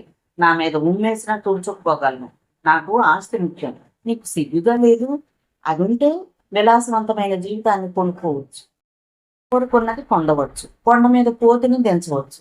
ఎస్ అనుకుంటే చెప్పండి, ఆ మార్గ మీదే చూపించండి. ఈ బాధను మానేస్తాను. సూర్యసాగర్కి ఏం చేయాలో తోచలేదు. ఇప్పటికిప్పుడే వీడిని షూట్ చేసి పడేస్తే అప్పుడు ఒక దుర్మార్గుడైన కొడుకు పోతాడే తప్ప నాయుడు గారి కుటుంబ పరుగు ప్రతిష్టలు రోడ్డున పడతాయి. తను ఇప్పుడు తమాయించుకోవాలి, తెలివిగా కర్మకాండ జరిగేలా చూడాలి. అది తన కనీస బాధ్యత. ఆ ఆలోచన వస్తూనే అతి బలవంతం మీద తనని తాను నిగ్రహించుకున్నాడు సూర్యసాగర్. నేను చైర్మన్ అయితే మిమ్మల్ని మర్చిపోతాననుకున్నారా? గొంతు తగ్గిస్తూ అన్నాడు రవిచంద్ర. అంటే తెలియనట్టు మాట్లాడకండి, మనలో మనకు ఎందుకు అనుకోలేదు. మీకు ఎంత కావాలో చెప్పండి. మూడో కంటి వాడికి తెలియదు. ఇప్పుడే చెక్కు రాసేస్తాను, జేబులోంచి చెక్కు తీస్తూ అన్నాడు రవిచంద్ర. ఆ చెక్కు మీద నీ సంతకం చెల్లుతుందా? మీరు అంటే చెల్లుతుంది, నా పాపానికి తెలుసు. అందుకే నాకు మీ డాడీకి ఉన్న స్నేహాన్ని గురించి నీకు తెలుసు. చివరి సమయంలో దగ్గరుండి కూడా హరికృష్ణను రక్షించుకోలేకపోయాననే నా బాధ. నాకు నువ్వెంతో, నీ చెల్లి కూడా అంతే. మీ డాడీ వీలునామా చూస్తేనే తప్ప నేనేం చెయ్యలేను చెప్పాడు ఆయన. ఆయన వీలునామా రాయకపోతే పిత్రార్జితమైన ఆస్తిలో సగభాగం మాత్రమే నీకు వస్తుంది, అంతే. ఈ ఆస్తి నాది, ఈ ఎంపైర్ నాది. ఇందులో సగభాగం పావు భాగాల ప్రశ్నే లేదు. నా గురించి మీకు తెలుసు. అనుకున్న దాన్ని ఎలా సాధించాలో నాకు తెలుసు. ముక్తకే మొత్తం కట్టబెట్టాలని మీ కుట్ర. మొక్కను గుప్పెట్లో పెట్టుకుని మొత్తం నడిపించాలని మీ ఆశ. కుదరదు. అలాంటి ఆలోచన మానుకోండి. మీరు కోఆపరేట్ చేసినా చేయకపోయినా ఈ క్షణం నుంచి వారసుని నేను. మా ప్రయత్నానికి మీరు అడ్డు రాకుండా ఉంటే చాలా మంచిది. విసురుగా గదిలోంచి బయటకు వచ్చాడు రవిచంద్ర. ఆ వెనక బయటకు వచ్చాడు సూర్యసాగర్. అప్పటికే బయట హడావుడిగా ఉంది. దానికి కారణం హరికృష్ణమనాయుడికి శ్రద్ధాంజలి ఘటించడానికి ప్రధాని స్వయంగా వచ్చారు. ప్రభుత్వమే స్వయంగా అధికారిక లాంఛనాలన్నీ చేపట్టింది. పెద్ద ఊరేగింపు. అప్పటికే స్పృహ తప్పి పడిపోయింది ముక్తానంద. శవదహన కార్యక్రమం పూర్తయిపోయింది. అప్పటికి సాయంత్రం 5 గంటలైంది. వచ్చిన అతిథులు, చుట్టాలు, పార్టీ ప్రముఖులతో హరికృష్ణమనాయుడు నివాసం నిండిపోయింది. ముక్తని అందరూ పరామర్శిస్తున్నారు. తన గదిలో రఘునాథ్, పుష్పక్ తదితర మిత్రులతో సంప్రదింపులు జరిపి గదిలోంచి మెట్లు దిగి హాల్లోకి వచ్చాడు రవిచంద్ర. అక్కడ ఓ పక్కగా ముక్త, మేనత్త వసుంధరాదేవి, లాయర్ సూర్యసాగర్ ఉన్నారు. అక్కడక్కడ గుంపులుగా జనం. ఇదే మంచి సమయం చూడండి ఫ్రెండ్స్. ఆ మాటకు తలెత్తి చూసింది ముక్త. ఈ సమయంలో తనను పరామర్శించడానికి వచ్చిన వారికి రవిచంద్ర థ్యాంక్స్ చెప్తున్నాడేమో అనుకుంది. రవిచంద్ర యుద్ధబేరి మోగిస్తున్నాడని అర్థమైంది సూర్యసాగర్కి. తన కర్తవ్యం చటుక్కున గుర్తుకొచ్చింది. గబగబా ముక్త దగ్గరికి వెళ్ళాడు. రవిచంద్ర ఏదో ప్రపోజ్ చేయడానికి సిద్ధంగా ఉన్నాడు. నువ్వేం ఒప్పుకోవద్దు అన్నాడు మెల్లగా ఆమె చెవిలో. లాయర్ చెప్తున్న మాటలు ఆమెకేమీ అర్థం కాలేదు. ఆమెకు అర్థమయ్యేలా చెప్పడానికి సమయమూ లేదు. చూడండి ఫ్రెండ్స్, ఎంతటి దారుణమైన పరిస్థితిలో మా డాడీ చనిపోయారో మీకు తెలుసు. మమ్మల్ని పరామర్శించడానికి వచ్చి మాతో పాటు మా దుఃఖాన్ని పంచుకున్న మీకు మా కుటుంబం తరపున కృతజ్ఞతలు తెలుపుకుంటున్నాను. ఇదే సందర్భంగా ఒక ముఖ్యమైన విషయాన్ని ప్రకటించడం అనివార్యంగా భావిస్తున్నాను. మా నాన్నగారు తన ఆర్గనైజేషన్స్ని ఎంత సమర్థవంతంగా నిర్వహించారో మీకు అందరికీ తెలుసు. ఒక్క నిమిషానికి 1 కోటి రూపాయల వ్యాపారం మా ఎంపైర్లో జరుగుతుంది. అది అలాగే కంటిన్యూ కాకపోతే వేలాది సిబ్బంది రోడ్డున పడిపోతారు. లక్షలాది షేర్ హోల్డర్స్ మట్టి కొట్టుకుపోతారు. కనుక భారమైన కష్టమైన నాన్నగారి బాధ్యతల్ని నా భుజాల మీద విధి తప్పక వేసుకుంటున్నాను. మా డాడీ హరికృష్ణమనాయుడు సారథ్యంలో ఇన్నాళ్ళు నడిచిన నాయుడు ఎస్టేట్స్, నాయుడు కంపెనీస్ మొత్తం నిర్వహణ బాధ్యతను నేను ఈ క్షణం నుంచి చేపడుతున్నానని, నాయుడు గ్రూప్ ఆఫ్ కంపెనీస్ అన్నింటికీ ఈ క్షణం నుంచి చైర్మన్గా పదవి బాధ్యతలను చేపడుతున్నానని తెలియజేస్తున్నాను. మా బ్యాంకర్లకు, మా వ్యాపార భాగస్వాములైన మిత్రులకు లీగల్ మ్యాటర్స్ పూర్తయిన వెంటనే అధికారికంగా తెలియజేయటం జరుగుతుంది. అలాగే లీగల్ మ్యాటర్స్ పూర్తయ్యేంత వరకు బ్యాంక్ అధికారులు నాతో సహకరిస్తారని ఆశిస్తాను. దూరంగా నుంచుని వింటున్న 2-3 బ్యాంక్ అధికారుల వైపు చూస్తూ అన్నాడు రవిచంద్ర. పుష్పక్ తదితర మిత్రులు చప్పట్లు కొట్టారు. రవిచంద్ర నెమ్మదిగా నడుచుకుంటూ లాయర్ సూర్యసాగర్ ముక్త మధ్యకు వచ్చాడు. లీగల్ ఫార్మాలిటీస్ అన్ని మా ఫ్యామిలీ లాయర్ సూర్యసాగర్ గారిని చూడమని రిక్వెస్ట్ చేస్తున్నాను. అలాగే మా చెల్లెలు ముక్త విషయంలో పూర్తి బాధ్యత వహిస్తానని అందరికీ తెలియజేస్తున్నాను. రవిచంద్ర ఎత్తుగడ అర్థమైపోయింది సూర్యసాగర్కి. జాగ్రత్తగా తమ చేత కమిట్ చేయించడానికి పూనుకున్నాడు. వెంటనే ఏం మాట్లాడాలో అర్థం కాలేదా ఆయనకు. ఎంత తొందరగా శవదహనం వెంటనే ఈ విషయాన్ని రవిచంద్ర పట్టించుకుంటాడని అనుకోలేదు సూర్యసాగర్. ఆయన లాయర్ బ్రెయిన్ చురుగ్గా ఆలోచిస్తోంది. ముక్తకేమీ తోచలేదు. నిస్సహాయంగా సూర్యసాగర్ వైపు చూసింది. తనను ముందుగా ఆయన ఎందుకు హెచ్చరించాడో ఇప్పుడు అర్థమైంది. కానీ తన అన్న రవిచంద్ర ఇప్పుడు ఎందుకు తొందరపడుతున్నాడో అర్థం కాలేదు. తనేమాత్రం మౌనంగా ఉన్నా రవిచంద్ర అందరి ముందు చెప్పిన దానికే కమిట్ అయిపోయినట్లే లెక్క. అందుకే ఏమాత్రం ఆలస్యం చేయకుండా గొంతు సర్దుకుని పక్కనే ఉన్న ముక్త వైపు, రవిచంద్ర వైపు, మిగతా బంధువుల వైపు చూస్తూ, చూడండి రవిచంద్ర నాయుడు గారు, ఈ ఆస్తికి మీరే వారసులవుతారు నిజమే, కానీ మీ తండ్రి గారి ప్రాపర్టీ మీద, కంపెనీల మీద మీకెంత అధికారం ఉందో మీ చెల్లి ముక్తానందదేవి గారికి కూడా అంతే హక్కు ఉంది. అవునంటారా కాదంటారా? రవిచంద్ర ముఖంలోకి చూస్తూ సూటిగా ప్రశ్నించాడు ఆయన. అవుననాలో కాదనాలో అర్థం కాలేదు రవిచంద్రకు. అయితే ఏమంటారు? చికాగ్గా అన్నాడు రవిచంద్ర. కంపెనీ చట్ట ప్రకారం గాని, కుటుంబ చట్ట ప్రకారం గాని మిమ్మల్ని మీరు ఈ ప్రాపర్టీకి, ఈ కంపెనీలకు అధిపతిగా ప్రకటించుకోవడం కుదరదు. మీ ఏకైక చెల్లి ముక్తానందదేవి గారు ఒప్పుకున్నా ఇది కుదరదు మళ్ళీ అన్నాడు ఆయన. మరెలా కుదురుతుందంటారు? వ్యంగ్యంగా అన్నాడు రవిచంద్ర. మీ తండ్రి గారి వీలునామా ఉంటే తప్ప మీకు అధికారం రాదు. అంతవరకు మీరు చిన్న చెక్కు మీద కూడా సంతకం చేయడానికి పనికిరారు. ఆ మాటకు రవిచంద్రతో పాటు రఘునాథ్, పుష్పక్ తదితర రవిచంద్ర వర్గానికి కోపం వచ్చింది. రఘునాథ్ గబగబా సూర్యసాగర్ ముందుకొచ్చాడు. లీగల్ ఫార్మాలిటీస్ అని మీరు ఆలస్యం చేశారనుకోండి, కంపెనీల్లో ఎక్కడ ఏం జరుగుతుందో అర్థం కాని పరిస్థితి ఏర్పడుతుంది. ఎలాగూ ఇవాళ కాకపోయినా రేపైనా ఈ ఎంపైర్ బాధ్యతలు స్వీకరించాల్సిన వ్యక్తి రవిచంద్ర. ఫ్యామిలీ లాయర్గా మీరు చొరవ తీసుకుంటే గౌరవంగా ఉంటుంది అన్నాడు రఘునాథ్. రఘునాథ్ గురించి తెలుసు సూర్యసాగర్కి. నిన్నటి వరకు కనిపించని రఘునాథ్ అకస్మాత్తుగా ఎందుకు పెద్దలుతున్నాడం కాలేదు సూర్యసాగర్కి. చటుక్కున కోపం వచ్చింది ఆయనకు. చూడండి రఘునాథ్ గారు, ఇది కేవలం హరికృష్ణం నాయుడు గారి కుటుంబ సమస్య. ఇవాళ కాకపోయినా రేపైనా ఈ ఎంపైర్ బాధ్యతలు స్వీకరించాల్సిన వ్యక్తి రవిచంద్రని మీరు ఏకపక్షంగా ఎలా అంటున్నారో నాకు అర్థం కావడం లేదు. ఈ మాట ముక్తానందాదేవి అంటే విలువ ఉంటుంది తప్ప మీలాంటి వాళ్ళంటే విలువ ఉండదు. సూర్యసాగర్ సూటిగా అనేసరికి రఘునాథ్ ముఖం వెలవెలబోయింది. గుటకలు మింగుతూ కోపాన్ని అణుచుకుంటూ రవిచంద్ర వైపు చూశాడు. ఆ చూపులోని సందేశాన్ని అందుకున్నాడు రవిచంద్ర. ఓకే లాయర్ గారు, నా చెల్లెలు ముక్తానంద అంగీకరించడమే మీకు కావాలి అంతే కదా? It's a matter of 2 minutes job. ఏం ముక్త చెప్పమ్మా, నువ్వు మన ఫ్యామిలీ లాయర్ గారి డౌట్ తీర్చేస్తే బాగుంటుంది. చెల్లెలు ముక్త కళ్ళల్లోకి సూటిగా చూస్తూ అన్నాడు రవిచంద్ర. అందరి కళ్ళు ముక్త మీదే ఉన్నాయి. ముక్త చూపు మాత్రం లాయర్ సూర్యసాగర్ వైపు ఉంది. ముక్త ఏం చెప్తుంది? ముక్త చెప్పిన దాని మీదే మొత్తం ఆమె భవిష్యత్తు, కుటుంబ పరువు ప్రతిష్టలు ఆధారపడి ఉన్నాయి. అనధికారికంగానైనా ఈ ఆస్తిని సొంతం చేసుకుంటే రవిచంద్ర ఏం చేస్తాడో లాయర్ సూర్యసాగర్కే కాదు, అక్కడున్న బంధువులకు కూడా తెలుసు. అక్కడ కొద్ది క్షణాల నిశ్శబ్దం అలుగుతుంది. ఏం ముక్త, అన్నగా నా మీద నీకు నమ్మకం లేదా? చెప్పు, నిర్భయంగా నీ నిర్ణయాన్ని చెప్పు లాలిస్తున్నట్లుగా అన్నాడు రవిచంద్ర. తను లాయర్ సూర్యసాగర్కు బదులుగా ముందుగా ముక్తతో మాట్లాడి ఉంటే బాగుండేదనిపించింది రవిచంద్రకు. అక్కడున్న బంధుమిత్రులకు ఆ వివాదం ఆ సమయంలో రైజ్ అవటం బాధగా అనిపించింది. సాయంత్రం 5 గంటలకు శవదహనం అయిపోతే అదే రోజు రాత్రి 8 గంటలకు ఈ వివాదం మొదలైంది. ఇండియన్ ఎక్స్ప్రెస్ గ్రూప్ అధినేత స్వర్గీయ రామనాథ్ గోయంకా కుటుంబంలోనూ ఇలాంటి కలహాలే చోటు చేసుకున్నాయి. రామనాథం గోయంకాకి 3 కూతుర్లు, 1 కొడుకు. కొడుకు అకాల మరణానికి గురయ్యాడు. కొడుక్కి తిరిగి 3 కూతుర్లు పుట్టారు. అప్పటి నుంచి రామనాథం గోయంకాకి కోడలైన సరోజా గోయంకాకి మనస్పర్ధలు ప్రారంభమయ్యాయి. తన మామగారు కూతుర్ల సంతానం మీద మక్కువ చూపిస్తున్నారని ఆమె ఆయోగం. అది చిలికి గాలివానగా మారగా రామనాథం గోయంకా కోపగించుకుని చిన్న కూతురు కొడుకైన వివేక ఖైతానను దత్తత తీసుకుని ఈ వివేక గోయంకాగా పేరు మార్చి అధికారాన్ని అప్పగించారు. దాంతో ఇంకో కూతురు కొడుకైన మనోజ్ కుమార్ సంతాలియా అడ్డం తిరిగిపోయాడు. ఒకవైపు కోడలు సరోజ గోయంకా, మరోవైపు మనోజ్ కుమార్ సంతాలిక, ఇంకో పక్క వివేక్ గోయంకా కత్తులు నూరుకుంటున్నారు. రామనాథం గోయంకా చనిపోయాక ఆ వివాదం మరింత పెద్దదై కుటుంబంలో తుఫాను చెలరేగింది. అది ఇప్పటికీ కొనసాగుతూనే ఉంది. ఇలాంటి పెద్ద కుటుంబాల్లో ఇలాంటి కలహాలు తప్పవేమోననిపిస్తుంది. ఒక దూర బంధువు పక్కనున్న మిత్రులతో అన్నాడు చిన్నగా.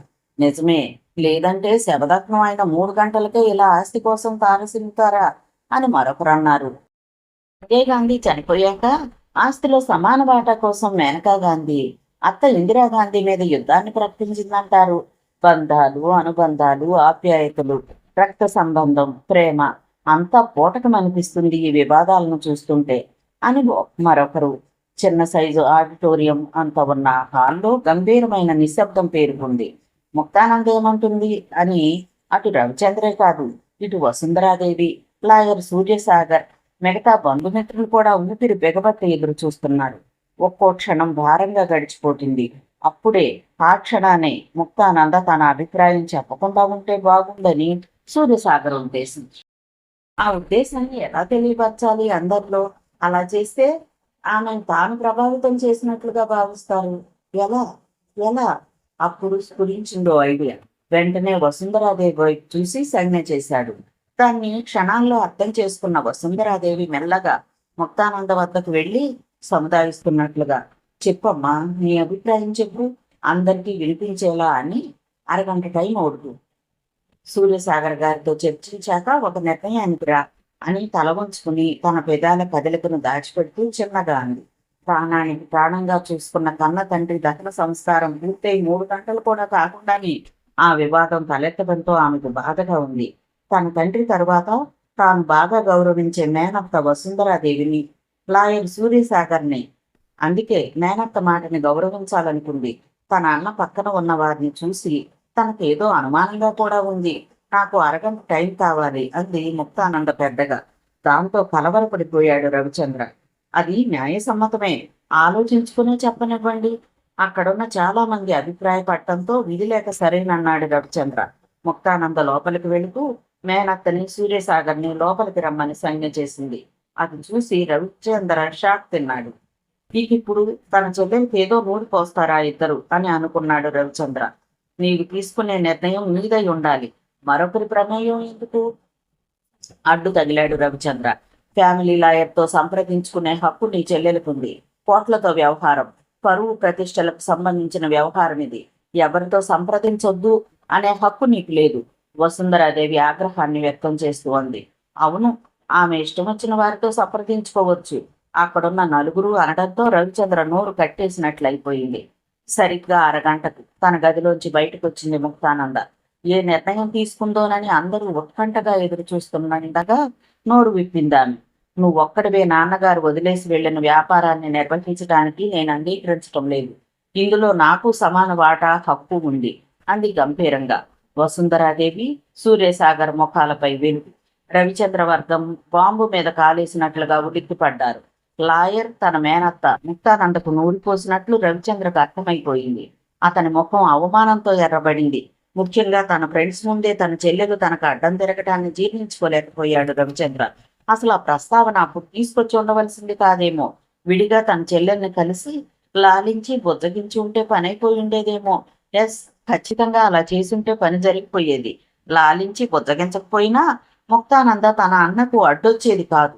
తలకొరివి పెట్టవలసిన కొడుకు లాభపడేది ఎప్పుడు?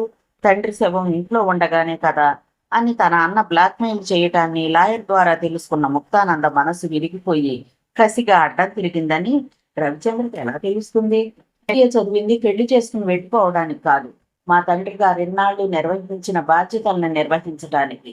తన తర్వాత ఈ ప్రాపర్టీని చూసుకునే బాధ్యత నాకే అప్పగించాలని ఆయన కోరికగా ఉండేది.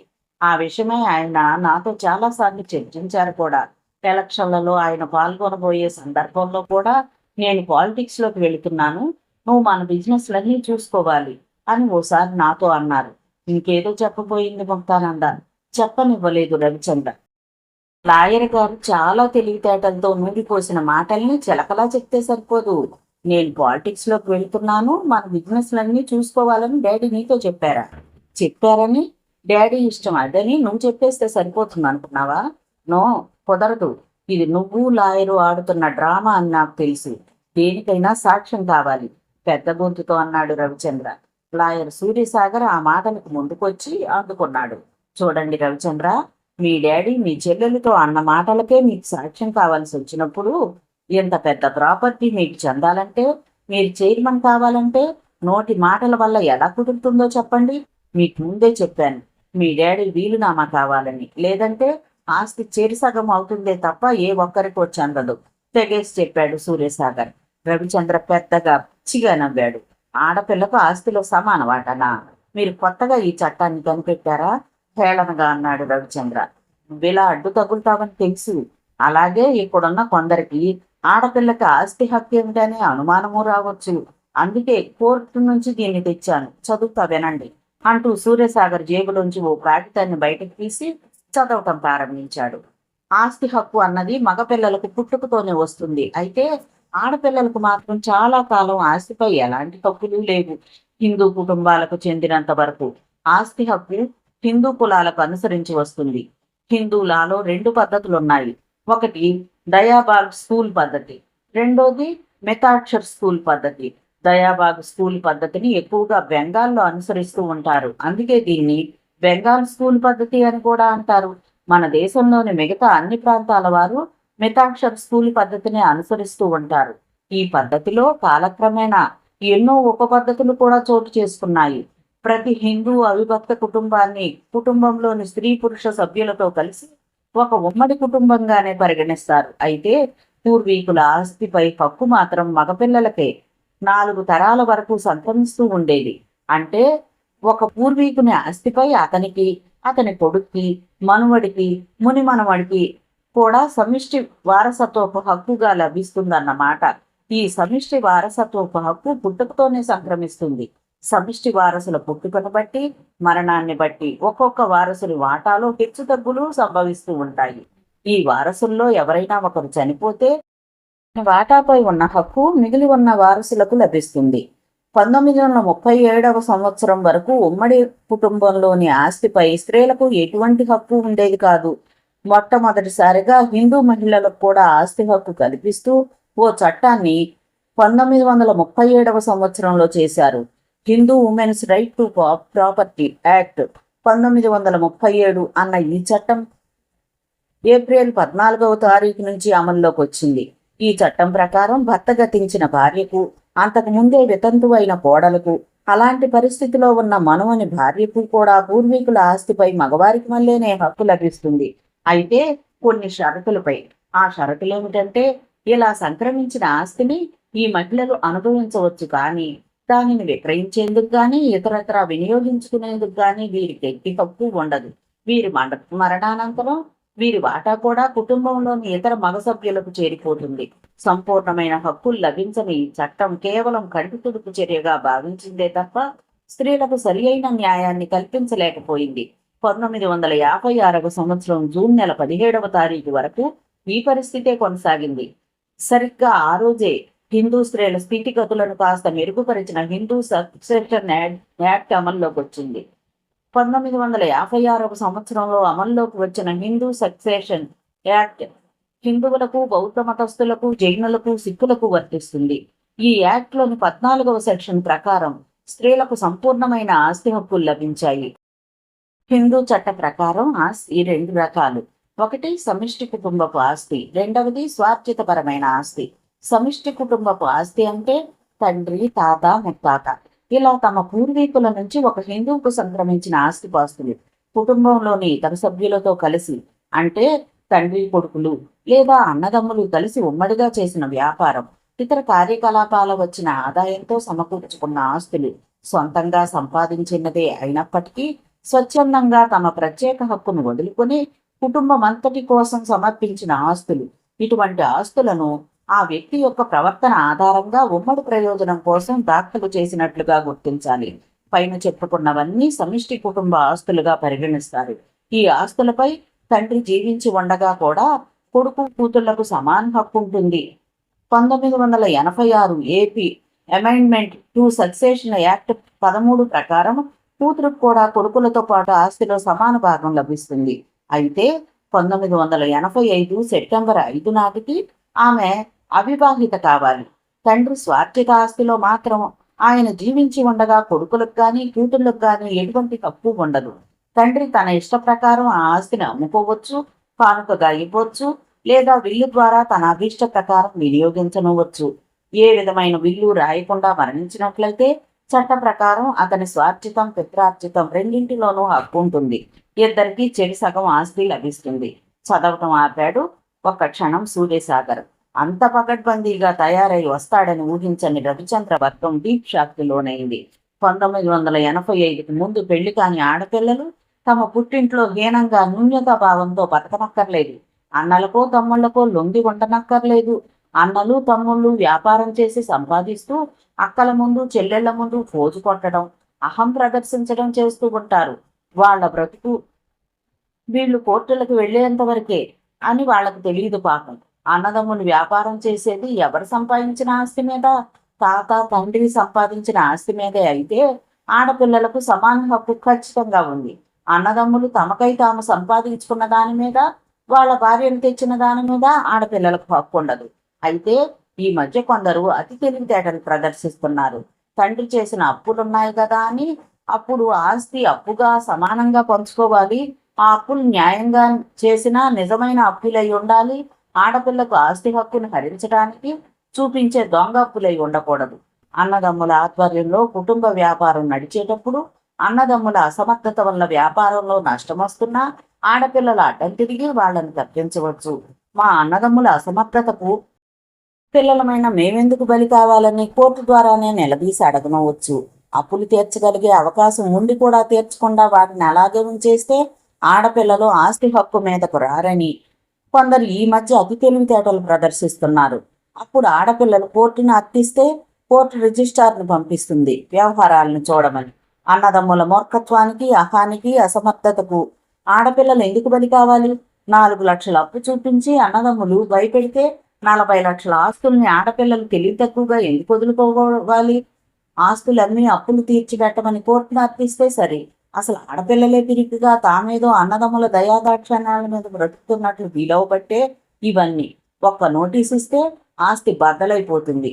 వ్యక్తుల కన్నా న్యాయస్థానం, చట్టం గొప్పవని అర్థమైందా మిస్టర్ రవిచంద్ర? అయితే ఈ ఆస్తి అంతా మీ నాన్నగారు సంపాదించుకున్నది. వీలునామా ద్వారా మొత్తం ఏ ఒక్కరికో చెందేలా రాసే హక్కు మీ నాన్నగారికి ఉంటుంది. అలా రాయినప్పుడే ఆస్తులు చెరిసగం.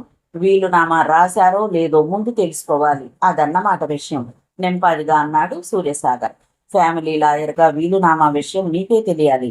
ఆ వీలునామా విషయం మీకు తెలియకపోతే హరికృష్ణమనాయుడు కొడుకుగా, ముక్తకు అన్నగా, పెద్దవాడిగా వ్యాపారాలను నిర్వహించే బాధ్యతలను నేను తీసుకోవడంలో తప్పు లేదనుకుంటాను. అందుకు మీ చెల్లెలు కూడా ఒప్పుకోవాలి. ఎంత చెప్పినా చట్టం గురించి చదివి వినిపించినా అర్థం కాలేదా? మగపిల్లలు ఆడపిల్లల మీద జాలిపడే రోజులు పోయాయి. ఆడపిల్లలు మగపిల్లల మీద జాలిపడి వదిలేస్తేనే మగపిల్లలు బతికిపోతారు. అందుకే ఇక నుంచి ఎవరైనా సరే మగపిల్లలు తమ అక్కల దగ్గర, చెల్లెళ్ల దగ్గర పొగరుగా వ్యవహరించకుండా, అహంభావం ప్రదర్శించకుండా ఉంటే మంచిది. లేదంటే చచ్చి ఊరుకుంటారు. తనకు రవిచంద్ర చేసిన అవమానాన్ని గుర్తు తెచ్చుకుంటూ అన్నాడు సూర్యసాగర్. వీలునామా విషయం ఎలా తేలాలి, ఎప్పుడు తేలాలి? రవిచంద్ర పొగరుగానే అడిగాడు. వీలునామా విషయం తెలుసుకోవడం కోసం కొంత సమయం కావాలి, అంతవరకు ఆగండి అన్నాడు సూర్యసాగర్. మా డాడీ వీలునామా రాయలేదు, నాకు ఆ విషయం తెలుసు. మీరు కొంత టైం ఎందుకు అడుగుతున్నారో కూడా నాకు తెలుసు. దొంగ వీలునామాలు ఇక్కడ చెల్లవు. మొక్కకి ఆస్తి కట్టబెట్టడానికి మీరు చేస్తున్న కుట్ర కూడా నాకు అర్థమైంది. ఎవరేమనుకున్నా, ఏం జరిగినా అందరి ఎదుట చెప్తున్నాను, ఇవాళ నుంచి ఈ ఆస్తికి వారసుని నేను ప్రకటించేశాడు రవిచంద్ర. ఫ్యామిలీ లాయర్గా నేను ఒప్పుకోను, పెద్ద స్వరంతో అన్నాడు సూర్యసాగర్. మీరు ఒప్పుకోకపోతే ప్రపంచంలో ప్రళయమే రాదు, వ్యంగ్యంగా అన్నాడు రవిచంద్ర. మొక్క కూడా ఒప్పుకోదు, గంభీరంగా ప్రకటించారు సూర్యసాగర్. చెప్పు, నువ్వు ఒప్పుకోవా? నేను నీ అన్నని. రవిచంద్ర గురించి అక్కడున్న చాలా మంది కుటుంబ సభ్యులకు తెలుసు. అందుకే కుటుంబ వ్యవహారంలో తలదొచ్చడం ఇష్టం లేక నెమ్మదిగా పక్కకు తప్పుకుంటున్నారు. నువ్వు నా అన్నమనే విషయం నీకు ఇప్పుడు గుర్తుకొచ్చినట్లుంది. I don't accept your proposal, that's all. గబగబా అనేసి మేడమెట్లు ఎత్తుకుంది ముక్తానంద. ముక్త అంత ధైర్యంగా తన నిర్ణయాన్ని ప్రకటిస్తుందని అనుకోలేదు సూర్యసాగర్. అందుకే ఆయన మనస్సు ఆనందంతో నిండిపోయింది. ముక్త మాటకు తల తీసేసినట్లుగా అయింది రవిచంద్రకు. ఈ క్షణంలో ఎంతమంది ముందు తనని తాను రుజువు చేసుకోకపోతే తన ప్రెస్టేజ్ పోయినట్టే లెక్క. ఒక్కసారిగా కోపంతో ఊగిపోయాడు రవిచంద్ర. ముఖంలో రంగులు మారిపోయాయి. ముక్త పెద్ద పులిలా గర్జించాడు రవిచంద్ర. మెట్లెక్కున్న ముక్త ఆ అరుపుకి ఆగి తల తిప్పి చూసింది.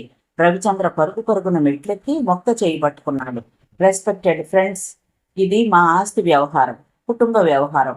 ఇందులో ఏ ఒక్కరూ జోక్యం చేసుకోవడానికి వీల్లేదు.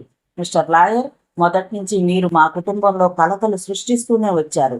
ఇప్పుడు ఎంత కష్ట సమయంలో కూడా ముక్తకు నాకు మధ్య అంతులేని అగాధాన్ని సృష్టించారు. నాకు డబ్బు ముఖ్యం, ప్రాపర్టీ ముఖ్యం. నా ఆస్తిని నేను ఎలా రక్షించుకోవాలో నాకు తెలుసు. ముక్త, ఈ ఇంటికి, ఈ ఆస్తికి నీకు సంబంధం లేదు. ఈ క్షణం నుంచి నాయుడు గ్రూప్ ఆఫ్ కంపెనీకి చైర్మన్ని నేను. మర్యాదగా నా ఇంటిని వదిలిపెట్టి వెళ్ళిపో ఉరుముతూ అన్నాడు రవిచంద్ర. రవిచంద్ర అంతకు తెగిస్తాడని ఊహించలేదు. లాయర్ సూర్యసాగర్ లేకపోతే మొక్కకు పోలీస్ ప్రొటెక్షన్ ఏర్పాటు చేసి ఉండేవాడు. ముందుకొచ్చిన సూర్యసాగర్ ఏదో చెప్పబోయాడు. మీట్ షటప్ మిస్టర్ సూర్యసాగర్ బలంగా చేత్తో ముందుకు తోసేశాడు రవిచంద్ర. ఊహించని పరిణామానికి విత్తరపోయాడు సూర్యసాగర్. రవిచంద్ర విసురుగా తోసేయడంతో నిలదొక్కుకోవడానికి ప్రయత్నించాడు, కానీ కుదరలేదు. మెట్ల మీద పడిపోయాడు. మెట్ల మీద మ్రాన్పడి నిలబడిపోయింది ముక్తానంద. లాయర్ గారు ముందుకెళ్లబోయింది. అడ్డుకున్నాడు Ravichandra. Mukta, I say you get out from my house రెట్టించి అన్నాడు రవిచంద్ర. బాబు రవి, మేనత్త వసుంధరాదేవి ముందుకు రాబోయింది. నాకు అన్యాయం జరుగుతుంటే నేను ఊరుకోను. నన్ను నేను ఎలా రక్షించుకోవాలో నాకు తెలుసు. ముక్తా, మర్యాదగా నువ్వు బయటికి వెళ్ళకపోతే నిన్నెలా పంపించాలో నాకు తెలుసు అంటూ ఆమె జుట్టు పట్టుకుని మెట్ల మీద నుంచి లాక్కుంటూ బయటకు తీసుకెళ్లి పోర్టుకోలో వదిలేశాడు. నువ్వు నీ లాయరు ఏం చేసుకుంటారో చేసుకోండి అంటూ విసురుగా లోనికొచ్చి లాయర్ సూర్యసాగర్ మెడ మీద చెయ్యేసి బయటకు తోసేశాడు రవిచంద్ర. అంతటా నిశ్శబ్దం, శ్మశాన నిశ్శబ్దం, గంభీరమైన నిశ్శబ్దం అలుంపుందక్కడ. ఆ గొడవలో తలదోర్చడం ఇష్టం కాని వ్యక్తులు కొంతమంది అప్పటికే చల్లగా జారుకున్నారు. వసుంధరాదేవి రవిచంద్రతో ఏదో చెప్పబోయింది, వినిపించుకోలేదు. గబగబా మెట్లెక్కేశాడు రవిచంద్ర. అతని వెనకే నడిచారు రఘునాథ్, పుష్పక్, మరి కొంతమంది మిత్రులు. మరో 10 నిమిషాల తర్వాత ఇల్లంతా ఖాళీ అయిపోయింది. పోర్టికోలో శిలా విగ్రహంలా నిలబడిపోయింది ముక్తానంద. తన అన్న అంతకు తెగిస్తాడని ఊహించలేదామె. వసుంధరాదేవికి ఏం చేయాలో తోచక ఏడుస్తూ తన గదిలో వెళ్ళిపోయింది. ఆ ఇంటిలోంచి బయటకు వచ్చేస్తూ చివరిసారిగా ఆ ఇంటిని చూసింది ముక్త. మరెప్పుడు జీవితంలో ఆ ఇంటిలో అడుగు పెట్టకూడదని నిర్ణయించుకుంది. ముక్తని అనుసరించాడు లాయర్ సూర్యసాగర్ అవమానపు భారంతో. ముక్తకు జరిగిన అవమానానికి ముక్త కంటే ఎక్కువ బాధపడుతున్నాడు సూర్యసాగర్. తండ్రి మరణ దుఃఖం ఒక పక్క, రెండో పక్క అన్న పరాభవం. చిన్న అవమానాన్ని కూడా సహించలేని వ్యక్తిత్వం ఆమెది.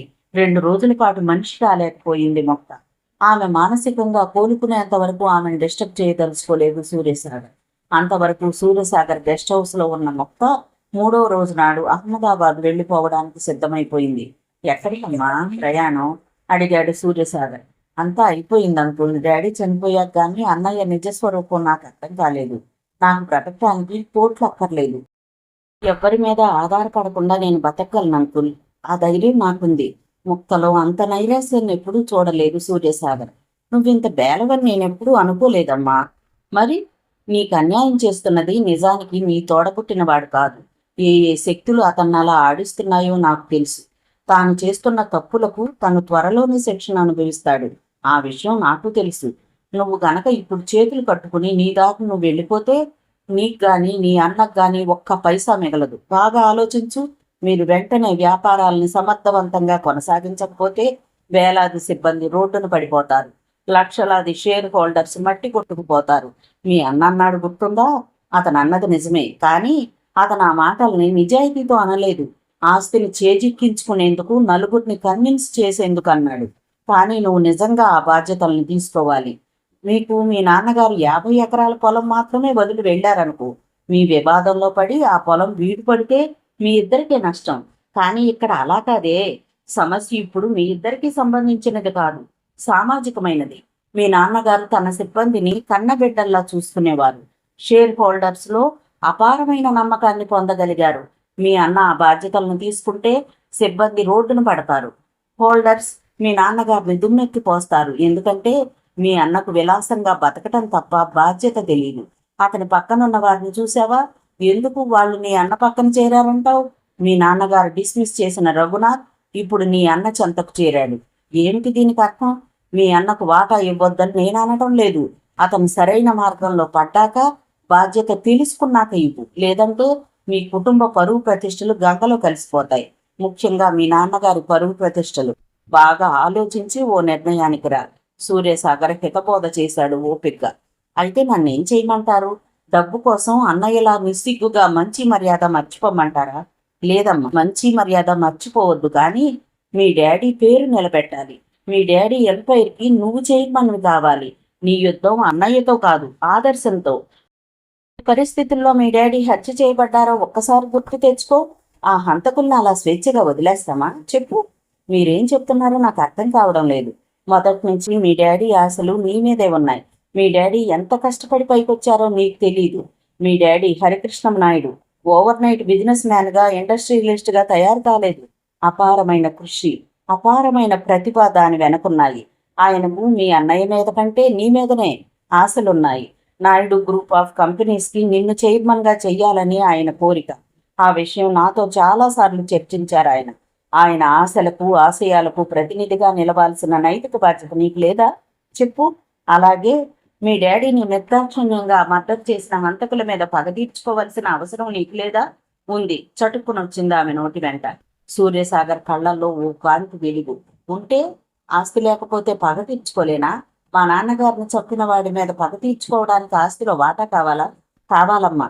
ఎందుకంటే జీవితం సినిమా కాదు, ఒట్టి చేతులతో కొండల్ని పీడి చేయటానికి. అధికారం, అర్ధబలం, అంగబలం ఉన్నప్పుడు నీ పగ తీర్చుకోవడం తేలికవుతుంది. అయినా అందుకోసమే అని నేను అనటం లేదు. మీ నాన్నగారి పేరుని, ఆయన ప్రారంభించిన వ్యాపారాల్ని నిలబెట్టడానికి మనసులో కోర్కె పగ ఉన్నా మౌనంగా ఉంటున్నావంటున్న మాట. రాక్షసుడు లాంటి అన్న మీద నువ్వు తిరగబడలేకపోతున్నావు, అవునా? అంటే శక్తి లేక కాదుగా, అసహ్యమేసి, బాధేసి. అవును అవునన్నట్లుగా తలూపింది ముక్తానంద. చూడమ్మ ముక్త, పాండవులు కౌరవుల మధ్య జరిగిన యుద్ధం కుటుంబ యుద్ధమే, కానీ చరిత్ర దాన్ని ధర్మయుద్ధం అంటోంది. ఎందుకంటోంది? ధర్మస్థాపన కోసం జరిగింది కాబట్టి. పాండవుల్ని మనం ధర్మమూర్తులుగా ఎందుకు భావిస్తున్నాం? న్యాయం, ధర్మం పక్షాన నిలిచారు కాబట్టి. ప్రొఫెషనల్ రైవల్రీస్, బిజినెస్ రైవల్రీస్, ఇవన్నీ ధర్మయుద్ధాలే. ఒక బిజినెస్ మ్యాన్కి ఇంకొక బిజినెస్ మ్యాన్కి, ఒక ఇండస్ట్రియలిస్ట్కి ఇంకొక ఇండస్ట్రియలిస్ట్కి మధ్య జరిగే వ్యాపార యుద్ధంలో గెలుపుకి గుర్తింపు ఏమిటో తెలుసా? సక్సెస్. సక్సెస్కి గుర్తు కీర్తి. పోటీలో గెలిచిన వాడే నేటి వీరుడు. అందుకే ఇండస్ట్రియలిస్ట్ ఎప్పుడూ అప్రమత్తంగా ఉంటాడు. మెదడుని పదునైన చాకులా ఉపయోగిస్తాడు. నువ్వు ఎలా చేశావన్నది కాదు ముఖ్యం, ఏం చేశావన్నది ముఖ్యం. ఎన్ని అడ్డదారులు తొక్కినా విజేతగా నువ్వు నిలబడితే నీ పాదాక్రాంతం అవుతుంది ఈ ప్రపంచం. నువ్వలా చేయక్కర్లేదు, ధర్మయుద్ధమే చేసి గెలవచ్చు. చెప్పడం ఆపి ఆమె ముఖంలోకి సూటిగా చూశాడు సూర్యసాగర్. ఇంతకీ నన్నేం చేయమంటారు? నీ తండ్రికి సిసలైన ప్రతినిధిగా నిలబడు. నీ తండ్రి బిజినెస్ ని నీ చేతుల్లోకి తీసుకో. నీ తండ్రి మరణానికి కారకులైన వారిని పట్టుకుని శిక్షించు. నేను చెయ్యగలనా అని నువ్వు ఆలోచించుకో. ప్రపంచం ఎప్పుడు స్త్రీ శక్తిని తక్కువగానే అంచనా వేస్తుంది. ధర్మాన్ని నిరసించే ఒక వ్యక్తిగత పోరాటమే ఎప్పుడూ సామాజిక పోరాటం అవుతుంది. మానసికంగా నిన్ను నీవు సన్నద్ధం చేసుకో. నీ వెనక నేనుంటాను. చివరి రక్తపు బొట్టు వరకు నీ కోసం, మీ నాన్నగారి ప్రతిష్టను నిలపడం కోసం నేనున్నానని గుర్తుంచుకో, ఆవేశంగా చెప్పాడు సూర్యసాగర్. 5 నిమిషాల సేపు ముక్త ఏమీ మాట్లాడలేదు. దీర్ఘంగా ఆలోచిస్తోంది. హోంమంత్రిగా పదవీ స్వీకారం చెయ్యడానికి ముందు హరికృష్ణమనాయుడు కూతురును చూడాలని, కూతురుతో మాట్లాడాలని తహతా చెందిన విషయం ముక్తకు తెలియదు. తెలిస్తే ముక్త ఎంతసేపు ఆలోచనలో పడేదే కాదు. ముక్తకు ఒక్కసారి హాల్లో చివరిసారి చూసిన తండ్రి శవం జ్ఞాపకానికి వచ్చింది. అకస్మాత్తుగా ఆమె కళ్ళ వెంట నీళ్లొచ్చాయి. అన్న చేసిన అవమానం గుర్తుకొచ్చి మనసు వెలవెల్లాడింది. ఒక్కొక్కప్పుడు చిన్న సంఘటన చారిత్రాత్మకమైన ఒక మలుపుకి నాంది కావచ్చు. ఒక్కొక్కప్పుడు ఒక చిన్న అల పెను జలపాతానికి దారి తీయొచ్చు. ఒక అవమానం ఒక ఉజ్వలమైన విజయానికి గుర్తు కావచ్చు. ముక్తానంద సూటిగా సూర్యసాగర్ వైపు చూసింది. చెప్పండి అంకుల్, మీరేం చెయ్యమంటే అదే చేస్తాను అంది స్థిరంగా. ఆ మాటకు సంతోషంతో పొంగిపోయాడు సూర్యసాగర్. నువ్వు మాత్రమే మీ తండ్రి హరికృష్ణమనాయుడు ప్రాపర్టీకి అధినేతలు కావాలి. నాయుడు గ్రూప్కి చైర్మన్ కావాలంటే ముఖ్యంగా మనకు కావాల్సింది మీ తండ్రి గారి వీలునామా. డాడీ వీలునామా రాసింటారా? వీలునామా విషయం నాతో ఓసారి డిస్కస్ చేశారు, అంటే రాసే ఉంటారు. వీలునామా రాసుంటే మీకు తెలియకుండా జరుగుతుందా? జరగడానికి ఆస్కారం ఉంది. ఢిల్లీలో మీ కంపెనీ వ్యవహారాలన్నీ చూసే శ్రీపతిరావు అనే సుప్రీంకోర్టు అడ్వకేట్ ఒక ఆయన ఉన్నారు. ఆయనతో మాట్లాడితే అసలు విషయం తెలియచ్చు చెప్పారు సూర్యసాగర్. ఆయన ఫోన్ నంబర్ మీ దగ్గర ఉందా? లేదు. ఏదో ఆలోచిస్తూ అన్నాడు ఆయన. మళ్ళీ ఏదో జ్ఞాపకం తెచ్చుకుని, మీ డాడీకి డైరీ రాసే అలవాటు ఉంది, మీకు తెలుసు కదా. అందులో ఆయన 2 డైరీలు రాస్తారు. ఒక డైరీలో పర్సనల్ కాన్ఫిడెన్షియల్ మ్యాటర్స్, రెండోది అఫీషియల్ మ్యాటర్స్. ఆ డైరీలు గనక సంపాదిస్తే మన పని సులువవుతుంది. వీలునామా విషయం వాటిల్లో ఉండొచ్చు అంటారా? ప్రశ్నించింది ముక్త. తప్పకుండా ఉంటుందని నా నమ్మకం. ఆ డైరీలు ఎప్పుడూ ఆ విఐపి సూట్ కేసులోనే ఉంటాయి. ఆ రోజు ప్యాలెస్ ఆన్ వీల్స్ లోకి ఎక్కే ముందు వరకు ఆ సూట్ కేసు నా దగ్గరే ఉంది. అందులో మీ డాడీకి చెందిన కొన్ని విలువైన అఫీషియల్ డాక్యుమెంట్స్ తో పాటు కొంత క్యాష్ చెక్ కూడా ఉన్నాయి.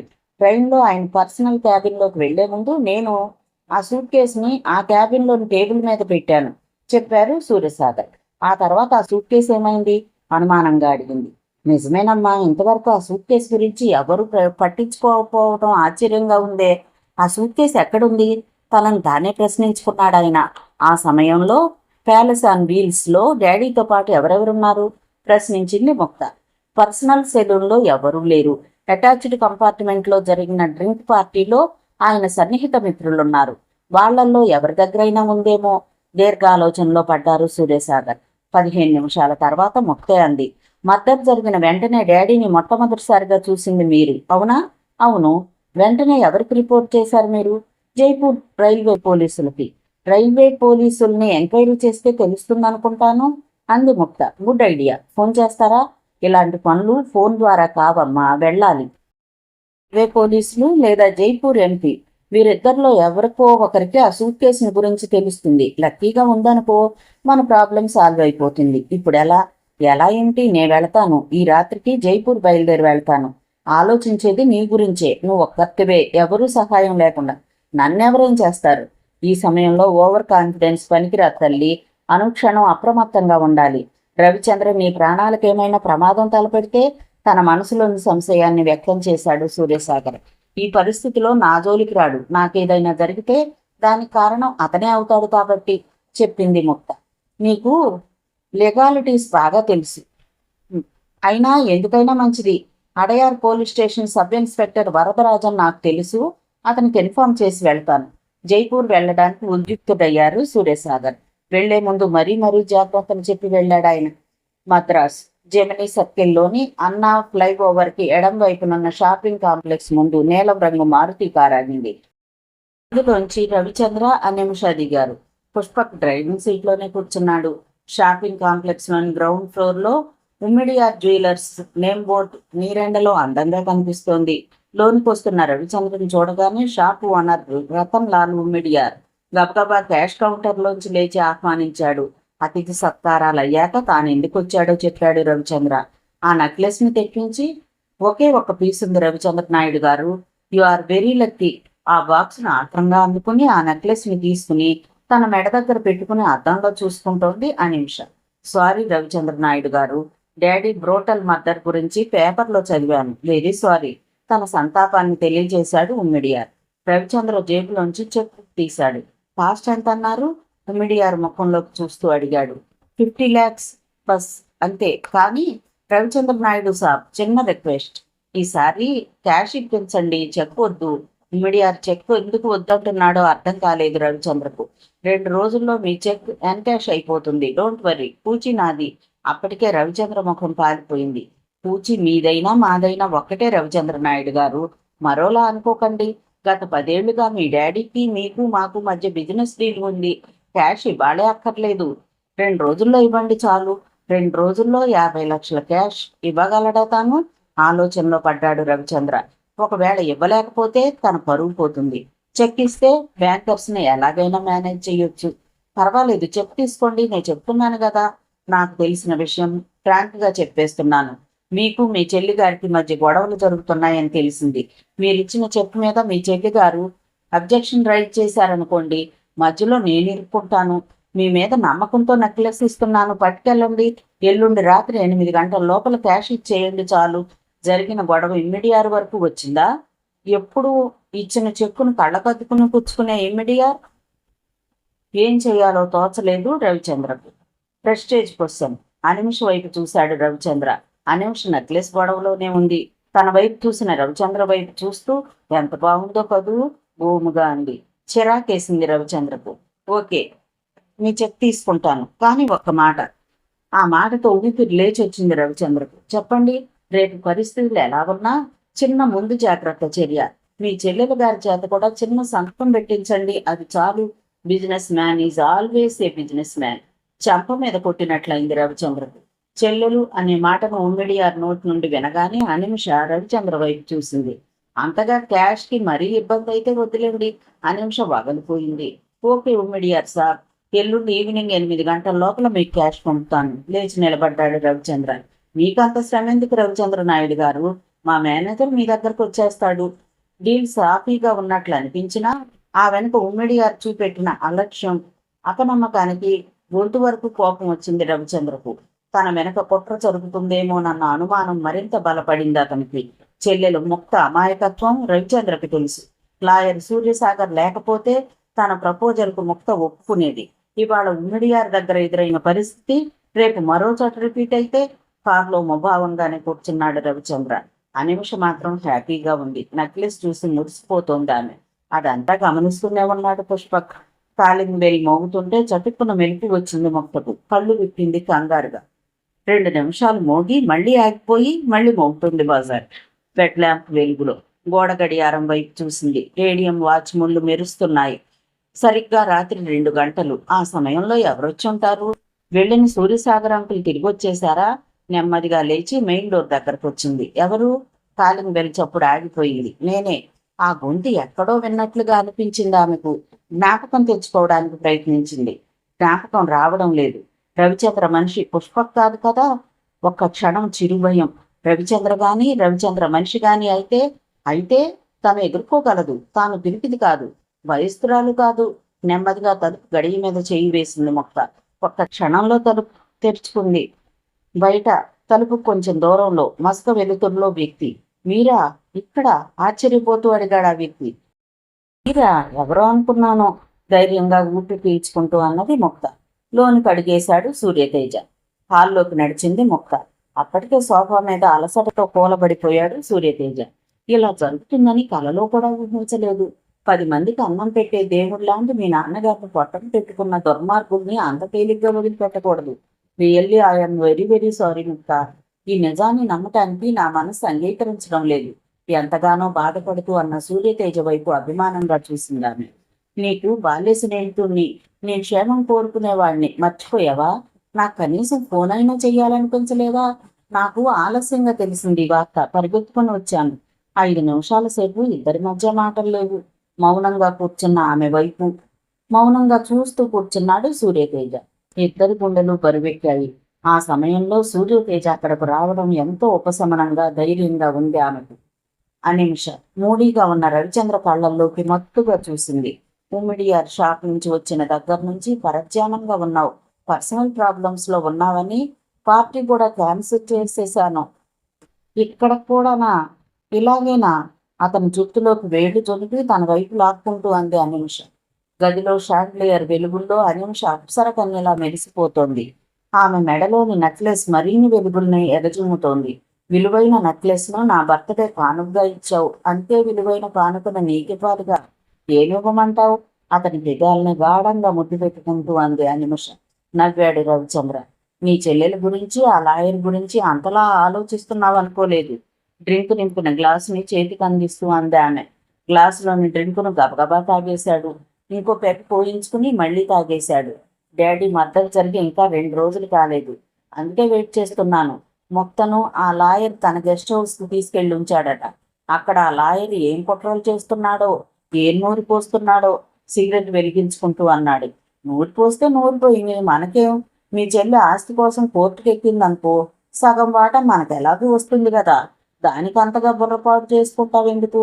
ఆ మాటకి చెబ్బెత్తిన కోపం వచ్చింది రవిచంద్రకు. అను, బీ ఇన్ ఎవర్ లిమిట్స్.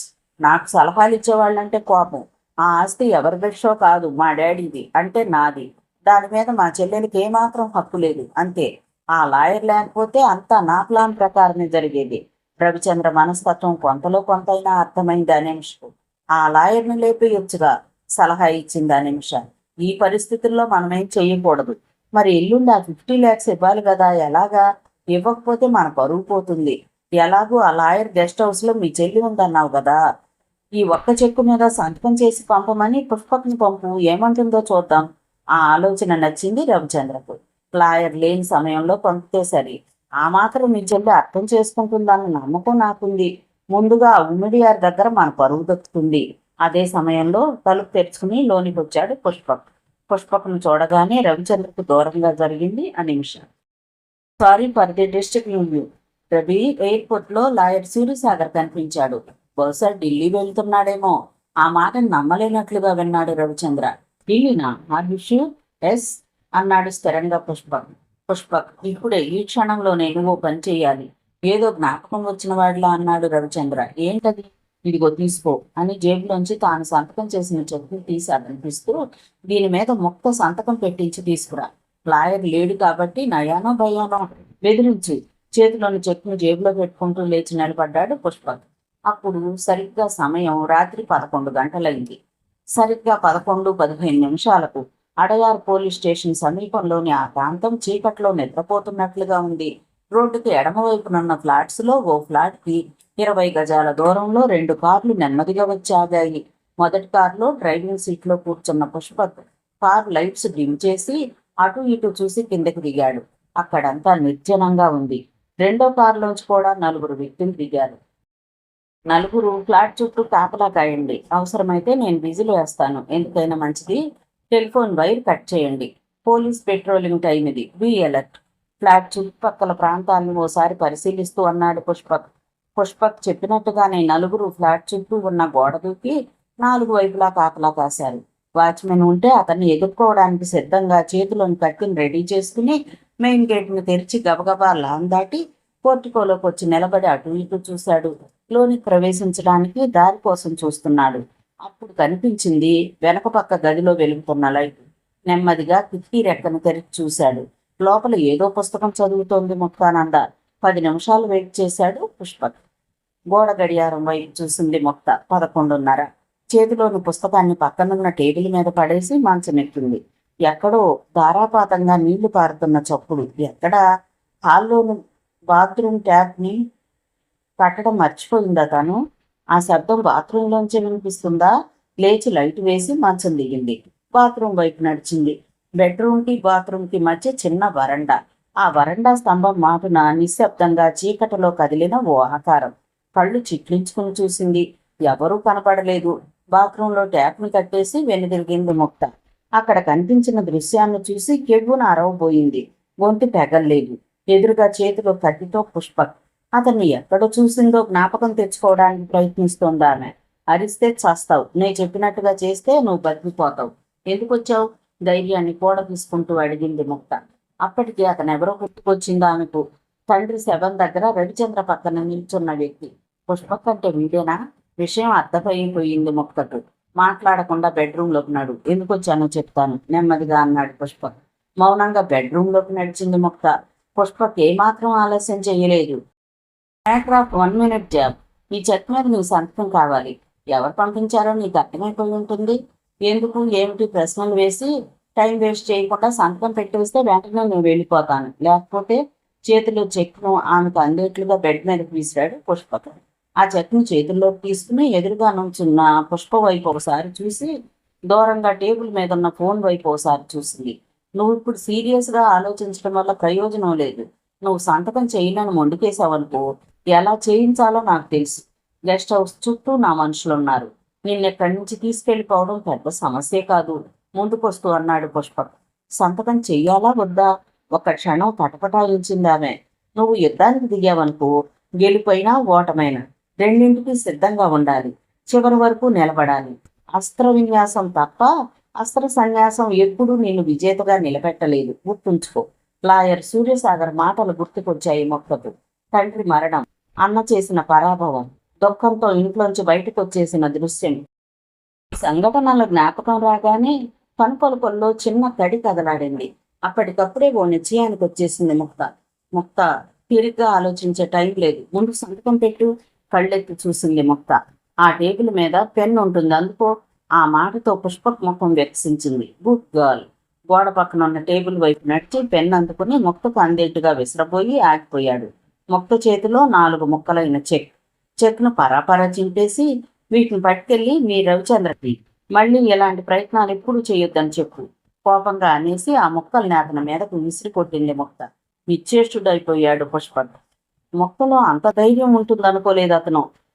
నిన్ను భీకరంగా అరుస్తూ దగ్గరకు రాబోయాడు పుష్పక్. అప్పుడు చూశాడు గది తలుపున్న ఆనుకుని నిలబడ్డ వ్యక్తిని, సూర్యతేజ. సడన్ గా అక్కడ ప్రత్యక్షమైన ఆ వ్యక్తి ఎవరో అర్థం కాలేదు అతనికి. సూర్యతేజ గబగబా ముందుకొచ్చి అవలీలగా అతని చేతిలోని కత్తిని లాక్కుని అతని కంఠం మీద బలంగా చెయ్యి వేసి అదింపెట్టి, ఎవరు నువ్వు? మా అన్నగారు పంపిన స్పూన్ చెక్ మీద సంతకం చెయ్యాలట అంది కోపంగా ముక్త. పుష్పక్ సూర్యతేజ బలమైన ఉక్కు పిడికిల నుంచి తప్పించుకోవడానికి విశ్వప్రయత్నం చేస్తున్నాడు. పట్టు దొరకడం లేదు. చింపి విసిరేసిన చెక్కు ముక్కల్ని ఏరి ఒక వండలా చుట్టి పుష్పక్ దగ్గరకు వచ్చి అతని జేబులో పడేసింది ముక్తానంద. మళ్ళీ ఇలాంటి ప్రయత్నాలు ఎప్పుడూ చేయొద్దని చెప్పు అన్నాడు సూర్యతేజ కోపంగా. వాణ్ణి వదిలే తేజ అంది ముక్త. మళ్ళీ ఇంకోసారి ఎప్పుడైనా నువ్వు గాని మీ రవిచంద్ర గాని ముక్తకేమైనా హాని చేశారో, ముక్త వైపు చూశారో తాట బొలి చేస్తానని చెప్పు అంటూ పుష్పక్ చేతులను వెనక్కి విరిచి పట్టుకుని హాల్లోకి తీసుకొచ్చాడు. గెట్ అవుట్ గట్టిగా అన్నాడు తేజ.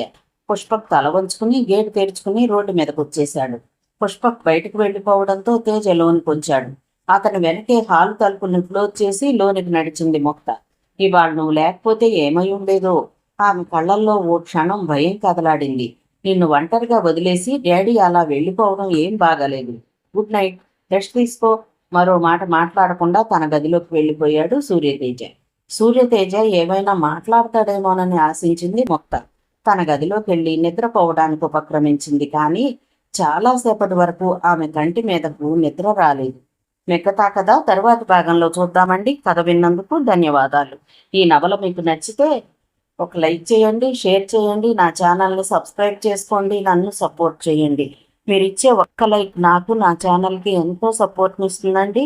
మీ యొక్క విలువైన అమూల్యమైన సలహాలని, సూచనల్ని కామెంట్ రూపంలో తెలియజేయండి. Thank you. ఉంటాను.